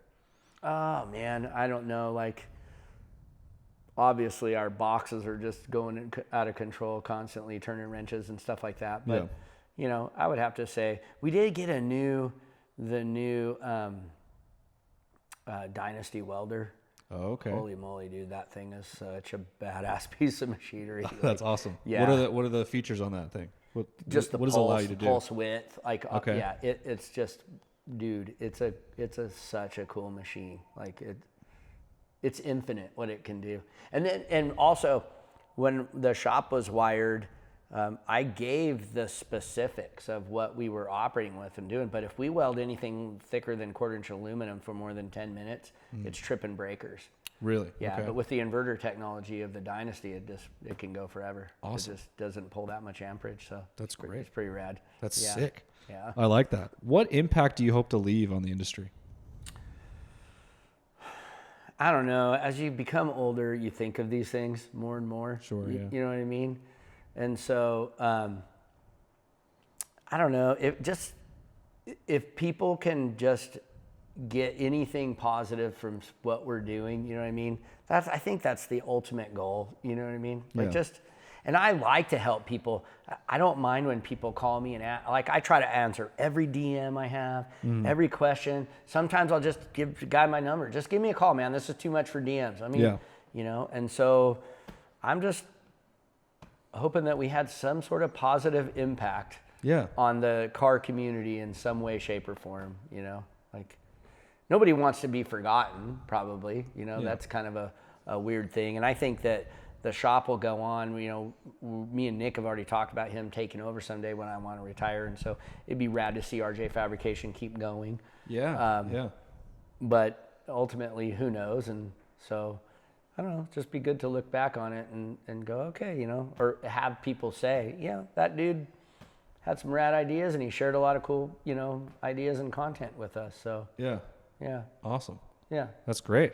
What advice would you give to like your 15-year-old self to help you get to where you are now? Oh, dude, man, just be in the moment. Like, yeah, because especially as a young man, I guess daydreaming isn't the word, but just, it's good to think about the future and be positive and be excited about the future and what you want to do, but just be present, be in the moment, and maximize what you're doing at that moment. Yeah. Put all your efforts into that. I think because I have ADD so bad that it was tough for me to do that, especially as a younger man. It's gotten not as bad as I've gotten older, but I think that's probably one of the best pieces of advice I would give. Just be in the moment. Be in the moment and take more chances. Okay. Take more chances. Like, don't be so afraid to fail, Yeah. Don't let failure stand in the way of success. Who gives a shit if you fail? Just do it again. Get back up and do it again, or apply a different theory or thought to it. You know what I mean? Try it a different way.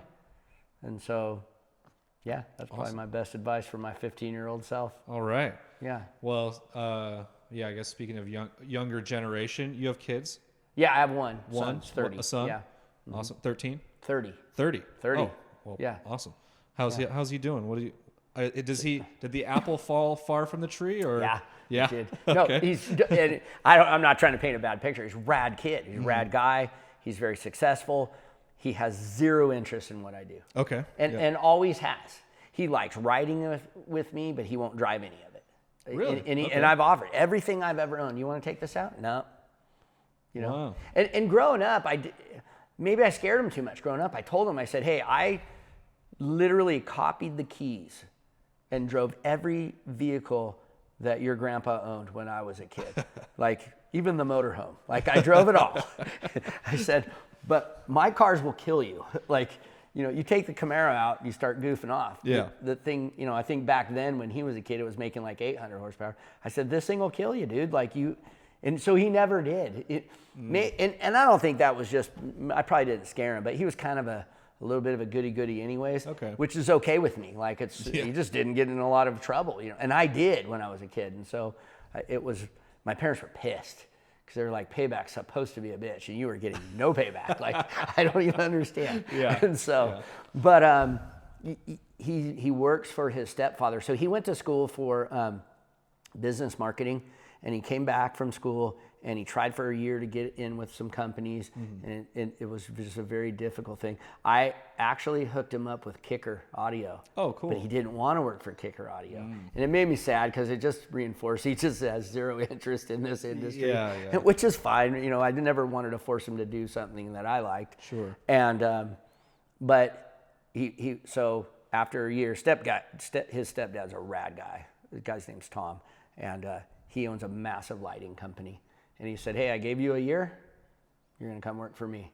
And so now I guess, I don't know exactly what his title would be. I don't know if he's regional manager of it or whatever, but he flies all over the country, Hawaii and stuff, builds like fixtures for all the display lights in certain businesses and stuff. And cool. He's living a rad life. And he's doing well for himself. He lives literally, I don't know the name of the road, but the road that you go down to the pier in San Clemente, crosses the railroad tracks and goes onto the pier. He lives literally 2 blocks off of that road. Wow, that's and awesome. So he's doing pretty good, I think. That's great. Yeah. So very cool. Yeah. Awesome. What is your number one favorite vehicle you've built? Man, probably. Gosh, can I split it between cars and trucks? Or does it have to be one? No, go for it. Yeah. The 64 Chevelle is the nicest car I've ever built. The white one. The white one here, getting ready to leave. Yeah. It is literally, it drives like a brand new car. It's not the most powerful thing, but it has plenty of power. It'll shred the tires on command. And it doesn't have one squeak or rattle in it. Like, it is the most solid, nicest car that I've ever built, for sure. Awesome. Yeah. And as far as trucks go, I don't know, like we always try to one-up each other on every one we build. So I have to say currently the Willys is my favorite right now. Yeah. It's the most technologically advanced, trickiest, most expensive because of all that vehicle that I've ever built. So it's awesome. And I have very limited time driving it, but it's a bad bitch. I can tell already with what I'm doing. It's going to be very fun to drive around. I don't know if it'll ever get fully driven to its potential because I don't know how crazy Lee and the gang are going to get with it. But if you want to jump a house in it, go ahead. You can do it. That's awesome. Yeah. So I'm excited to see that thing work, man. That's gonna be cool. Me too. And I'm also going to be a little scared too because it's so me too. pretty. I know. Yeah. I think suspension tuning, when we tune with SDG, that will be where we get rid of all of the butterflies and all the stuff because you got to lay it down. It is what it is. So. Definitely. Yep. Okay. What is your favorite vehicle that someone else has built? Oh, maybe we can go car and truck too if you'd like to do that. Oh yeah, that's a good question. So, well, most people won't know it, but Darius Kabashi was a stunt bike rider. Okay. I'm a massive 240Z fan. Okay. And that's probably my favorite car. He has a wide body 240Z. Had an LT5 in it for a while. Got it. I think it might have something else in it now. I'm not sure. Or he just changed it from a Pro Charger to turbo. The Pro Charger version's my favorite because it just sounds the coolest in my opinion. Yeah. But just, I don't know why I just have the biggest soft spot for 240Zs. It is, I own 3 right now. Nice. And those are the last 3 vehicles I will probably build for myself. Really? That's Okay. my plan. That's why I have cool. them. Yeah. Okay. So car-wise, that car. Off-road wise, gosh, man, it's hard to say. It's hard to say, but I don't know. There's some legit badass Ford Super Cruise that I like, that are like Eric Reynolds has a nice one. SoCal Eric's is super nice. Yep. SoCal Eric's is more down to business in my opinion. Sure, yeah. It's I don't know if it has AC or not. I'm I'm all about the amenities and stuff, you know yeah. what I mean? But it's a badass truck, don't get me wrong, nonetheless. But where I think Eric Reynolds has that stuff. But I don't know, that's a tough one because there's so many trick, badass off-road trucks out there. There's a lot of cool stuff. Yeah, there's so much, yeah. So I don't know. It's not the most technologically advanced one. It's not probably it's not the baddest truck out there for sure. Yeah. But I think, I don't know why his name's eluding me right now, but he had a shop back east, and what the heck was the name of the shop? And he got out of it. I think, this is a tough industry to be in. Yeah. And if you get 2 or 3 bad clients in a row, it will just probably destroy you. Got it. And so, and I don't know if Griffin something, man, it's coming back to me. But he built a burgundy crew cab Chevy Pre-Runner. Oh, okay. And it was at Off-Road Expo, probably 2019, I think. Got it. And that's probably my favorite off-road truck, actually. Awesome. Yeah, it's legit. I don't know, I can't, Griffin is his last name, I think. Okay. Yeah. We'll try to find it. Yeah. We're gonna find this Chevy. I'll send you a picture. Probably if have to find look it. through the Expo files, the off-road Yeah. Expo files or something. But Yeah. it's, I don't know why that one's my favorite, but I think it is. It's Awesome. It's a badass truck for sure. Rad. Yeah. All right. You kind of mentioned your 240 projects, but what is your unicorn build? Your something that you haven't had the chance to build, but you would love to. The 240. Yeah. And I'm going to build a couple. So, and here's why it's my unicorn build. So Of course, yeah. I had one in high school, wrecked it, had another one after high school, wrecked it, broke both my legs in it. Like it was a bad wreck. I was in a wheelchair for a while on that one. And that was the trickiest one. Like I had a little bit of money, but not a lot. I just bought my house. And so, I did all the suspension. I did cylinder head work, stuff that I couldn't afford when I was in high school. And so I'm going to build 2 240s. And I don't know, I'm sure which one's going to be the unicorn one, but the first one I'm going to do is going to pay homage to my high school car. Cool. All the stuff that I couldn't afford in high school. So I'm not going to wide body it. I'm going to just do weld-on fender flares. Nice. It's going to have big tires and all that stuff that I couldn't afford back then. But I'm going to keep an L-Series engine in it, but turbocharge it with like a CD009 transmission. That's the big, 6-speed transmission that can handle a bunch of horsepower for import stuff. And I'll probably paint it red because it was red in high school. So, awesome. And then the full ultimate unicorn car for me is going to be the next 240. I already have the YZ kit upstairs here, the wide body kit, but I'm going to do, probably twin turbo, 16 or 1700 horsepower LS deal for it. Just something, awesome. If I die in that car, then so be it. That's okay with me. That's how I'd like to go out, probably is in that particular car. So that's rad. Yeah. And that, so that'll be my unicorn car build for me. Okay, cool. Yeah. I like that. Okay. What makes an RJ fabrication car an RJ Fab car? Or truck? Yeah. So for sure, fit and finish. For us, it's paramount. Yeah. Fit and finish is critical. And then to expand on that a little bit, and because I was just asked this question, not just the fit and finish and how nice it is, but also serviceability.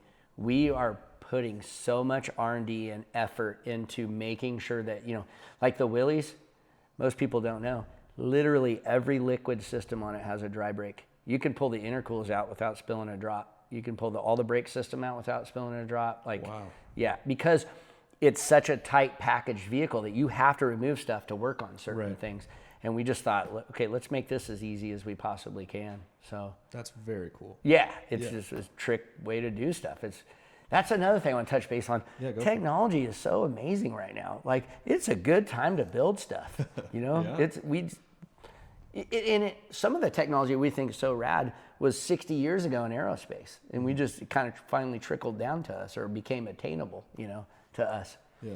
Especially like if you think of simple things like when I was just out of high school, I knew about Custer shocks, but they were expensive, man. They were unattainable for, you know, a 19 or 18-year-old kid. Well, here comes, you know, Brett and decides, you know, hey, let's start making our own shocks. You know, I think it was him and his father that started it, if I remember correctly. But and then started competing with Fox, and then now Fox and King kind of had that level of shocks, you know, that now they're more attainable to people, and the technology is so amazing. Like it's you know, it's just a good time to build stuff. That's awesome. What makes a cool car to you? Like a cool build?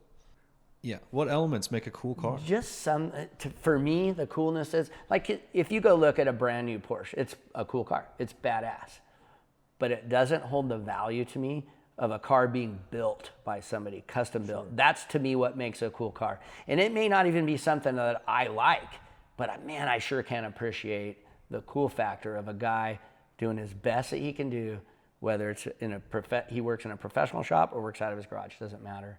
You know, just that's what makes a cool car to me. Wheels and tires too, ultimately. You take the biggest piece of shit you've ever seen, you throw nice wheels and tires on, all of a sudden it looks kind of cool.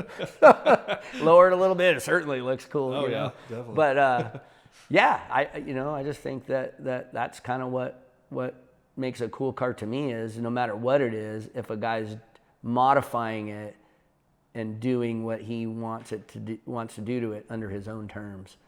To me, I think that's what makes a cool car. That's very awesome. Yeah. I like that. Yeah. Well, Rob, you got anything else? What do you want to talk about? Shoot. Those are all my questions. I will touch base on this. And I realize it as I get older more and more. Man, I can't do everything myself. I got to give props to my team. Like, wow, what an incredible group of guys. And it took a while to assemble that you know, like one thing, a funny story is Aiden's 22. He started with us when he was 19, and he just kept bugging us. He's like, I really want to work for you. I know I'm going to do a good job. Like, you know, and he didn't go to Wyotech. He went to UTI for like diesel mechanic or something like that. So he really wasn't even a fabricator, but he could weld a little bit. And dude, that guy now at 22, I taught him everything I know about sheet metal. Nick's taught him everything he knows about sheet metal. He destroys both of us. He is the most badass sheet metal guy that we have at 22 years old. Cool. And what I was going to get to is the funny part about it is he was on the chopping block so many times. Like, really? He didn't know for a long time. We finally told him all this stuff. But yeah, there was so many times in the morning that me and Nick, you know, we'd meet in my office and be like, all right, you want to let Aiden go today? And then we'd look out there and, well, he's working pretty hard on that. He's doing his best. Like, maybe tomorrow. Maybe tomorrow. Yeah, maybe tomorrow. We'll let him go. And so, yeah, so he was on the chop. I told his mom this actually at Sandsport show a few years ago. Awesome. Yeah, when I saw her, I'm like, you don't even know. You should be so proud of your kid. But man, he was on. And what happened was, there's a kid named Diego, and he's still in the industry, and he's really doing a great job. But Aiden was working for us, and Diego was coming after high school. Okay. And spending like 3 hours after high school, 4 days a week. And he was a senior, and he was coming off of there's a guy named Casey Penfold that's the metal shop teacher for Apple Valley High School. Mm-hmm. Amazing program that guy runs. And he was one of the top guys there. Cool. And so he would come, and during his 3 hours, he was not overly fast at it.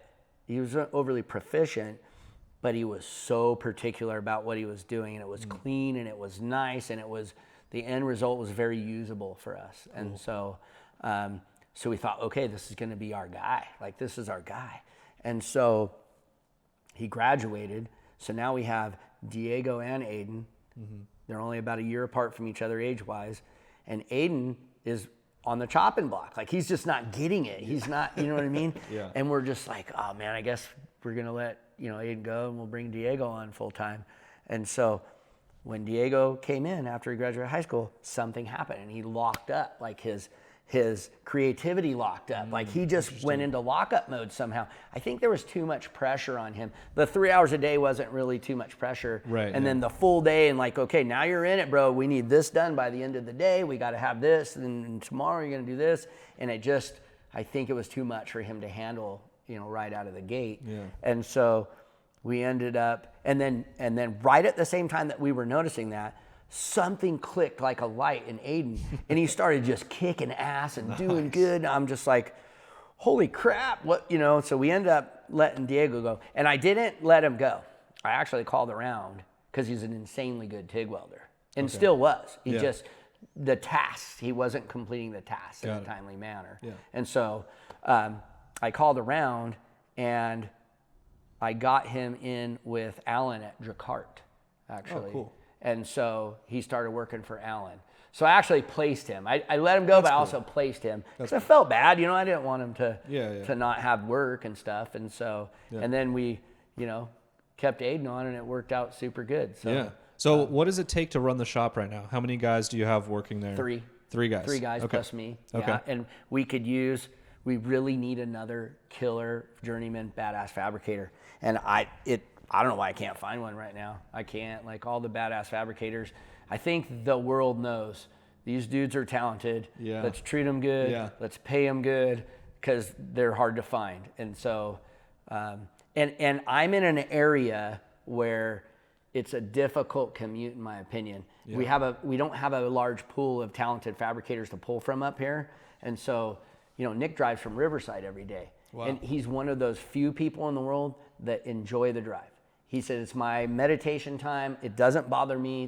The traffic doesn't bother me. And he's going the opposite flow of the major traffic, so that helps a little bit. But that's rare to find. Because I thought for sure he was only going to last 1 or 2 years. And I think we're going on 4 years now. So, yeah, we are. We're going to go on 5 years, actually. And so, he loves it, he said. So thank goodness for that, because he's a massive asset to us. So that's awesome. But yeah, I don't even remember what your initial question was. Oh, it was what it takes to run the shop. So you got 3 guys? Yep. And so Marty's our main mechanic guy. Okay. And so he does almost all our mechanical tasks. Aiden is like our most proficient sheet metal guy. He also does mechanical tasks, and he welds pretty damn good too. And so, he's all around just general fabricator though as well, but with emphasis on sheet metal for sure. And then Nick does all of our SolidWorks stuff. Amazing TIG welder, just a dang good fabricator too. Like he's, just a general badass dude. You know what, Nick, so I didn't know this until after he worked for me. He actually was like an X Games scooter rider. Oh, really? Yeah, scooters of all things. All right. Yeah. So he used to be gay, I guess. And then, no, I'm kidding, I'm teasing. But so he was an X Games scooter rider, and then the owner of Razor brought him on, and he managed the whole company. Oh, what? He ended up managing, I don't know, they probably had 30 or 40 employees. Wow. So he managed stores, all that stuff. And then I think eBay and Amazon put that out of business, basically, because you get everything quicker and faster. You don't have to go to the store, blah, blah, blah, blah. Yeah. And so he never told me until like 2 years after he was working here. I'm like, bro, that's something you put on your resume, dude. Like, that's I did not know thing. That. So here's a guy that can manage 40 guys. Now he's got 2. Yeah. And he babysits me sometimes as well. So, of course. Yeah. So, so running the shop it's not that hard. Mm-hmm. It's just, you got to stay on top of everything. Yeah. Like communication with your clients is key. Communication with your vendors and partners are key. Like you got to just stay diligent. You have to. Like, hey, where's my part? Where's my part? Where's my part? You got to. And it's hard for me because inherently I used to be a very shy guy. And this has taught me to not be shy. Social media has taught me not to be shy, being in the limelight a little bit. When you build a truck like this, you're in it, dude. Like people are going to be asking you questions, and you better figure out how to. I couldn't even take compliments. You know what I mean? I couldn't take compliments at all. Yeah. Now it's just a simple. If you're awkward, just say thank you. Like it's just that simple, really. But yeah, see, I get off on tangents all the time.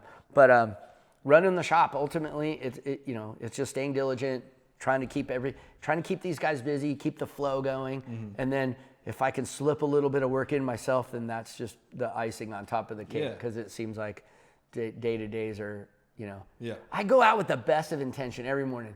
Like I'll get out there at 6 or 6:30 in the morning. Sometimes I'll get out there at 8, but 6 or 6:30, I'm like, I'm going to do this, I'm going to do this. At the end of the day, I'm like, I didn't even do any of that stuff. Like I just I couldn't get to it. Yeah. So. Yeah, there's a lot of other responsibilities when you have. Tons. You have to run the whole thing. Yeah. It's crazy. Do you have a timeline on the 510 or?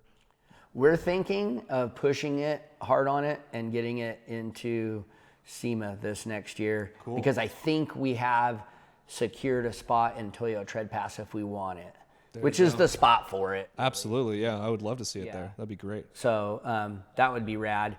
I don't know what I would like to happen with it is, I'm not a professional driver. I can throw some shit around or whatever, but it would be rad if we could get it somehow while it's at Toyo Tread Pass to be able to pull the car and have a professional driver goof off with it a little bit. Yeah, that would be awesome. Put it through its paces, you know what I mean? Yeah. Like I don't know him super well, but I bet Christopher Pavardi would do it, There you go. There's some other guys I'm sure we have some connections to Pavardi. So. Oh, you do? Yeah. Okay. Yeah. And I have some through like Robin Pegg and some other people I know. But yeah, it would be cool to have him goof off with it, or we can probably invite Tanner Faust if he wants to drive it. It should be a really fun car. I've already told all my friends, you can drive it. I don't let them drive the Ranger. Yeah. But you could drive it. I don't think you can hurt this thing. Like, just drive it. Who cares? If it breaks, we'll fix it. Like, it's no big deal. But awesome. Yeah, should be a fun car to. Yeah, just start naming drivers, and then we'll just put up a poll or something. Okay, there we go. Yeah. So if we can get it to SEMA and do that, I think that'd be fun. That'd be very cool. Yeah, that'd be cool. So. Okay, what's your next off-road project? You're obviously planned out. Two. Two. We have two going at the same time. Right okay. Now. So we're laser cutting parts. So for the first time, we've designed 2 vehicles completely in the computer. And there's a reason why we did it that way, because I'm kind of old school and I like the traditional grab a stick off the rack and let's start building the chassis, Yeah. And so these 2 vehicles, the reason we designed them fully in CAD, Sean Kepler's drawing one, Jason Hurd's drawing the other. Okay. So Jason Hurd is drawing the Blazer for us. So we're doing an 89 Blazer. Very cool. It has like 1,000 horse. They already actually they detuned. I think it made 12 something on E85, and then they backed it down on gasoline. It makes just shy of 1,000, I think, on gasoline. Wow. And so, awesome. LS with a supercharger on it, 4L80 maximum transmission, full billet transmission, with full manual too. And then an Atlas transfer case, we're going to do Ocho's beams in the front. Okay. So we're keeping it 4-wheel drive. But the reason it was designed in CAD is we want 4 full-size passengers in this thing. And that's a very difficult task in a Blazer or even in a truck, actually. Definitely, and so huge, like basic wishbone around the, to locate the rear end laterally. Yeah. And so that was designed in SolidWorks along with the chassis. But we're going to do Mezzi arm, and the shocks are going to go rearwards up towards the back of the camper. Very to completely get it out of the way. Okay. Yeah, I was gonna ask, like, are you moving the seats closer in the back? But I didn't want to. Right. Okay. Yeah. And we are. The seats actually have to touch in the Blazer in the back, because we'll get the angularity of the wishbone so gnarly that it won't properly work. Okay. It won't be able to locate the rear end with gnarly side loading, and so we're welding parts for that right now. Awesome. And so we're waiting for the frame rails to get laser cut and and then at that point, Jason will draw the rest for us and start doing all the tube work for the actual chassis. But we're welding together all the arms and plates and stuff like that right now. And, as much plate work as we have. And then the other one that we're starting right now is 83 crew cab Chevy. Okay. And so I don't like how the shocks share the cab in the back, right? Because you got to move the seats together. Well, I want 4 full-size seats, and I want a refrigerator in the back between the 2. Of course. Yeah, you got to have a fridge. Like a So Maybach. Rob McCachran told me that. He's all, the baddest pre-runners have refrigerators in them, dude. And I'm like, all right, Rob, I'll see what I can do.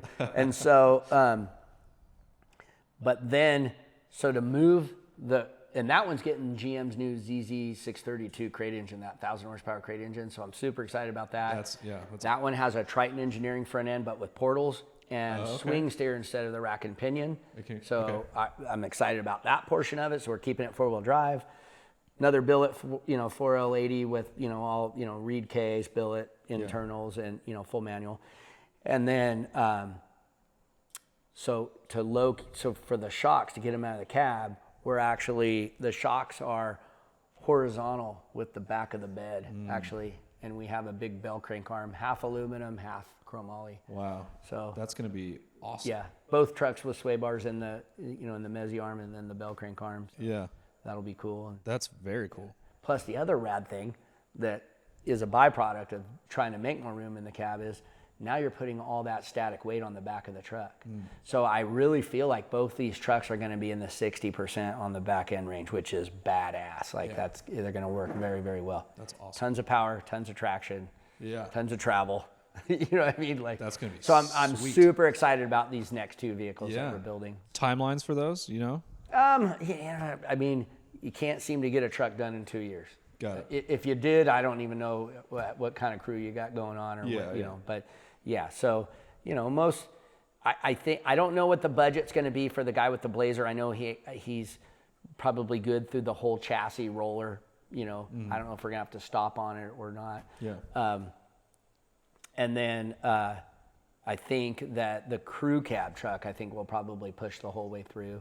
I think the guy's pretty excited about taking it all the way with nice interior and all that stuff. So cool. I think that's the one that will be probably maybe go to SEMA next for us if the client will allow us to take it there. Off-Road Expo for sure on both these trucks. I think we'll do booths the next few years, in Off-Road Expo and have these things as we, increase them. Plus the 65 F100 in here. That will go back in contention after these two trucks get pretty far down the line. I need to design the fiberglass for it because nobody makes. Well, Chop Moto has a bedside that's pretty cool looking, but we're going to use his bedside and modify because I want to bring some of the lines back. His bedside goes full smooth. I want to bring some of the lines back. How the wheel arch kind of kicks off in the back on the 65 and 66s. So we're going to design fiberglass for that.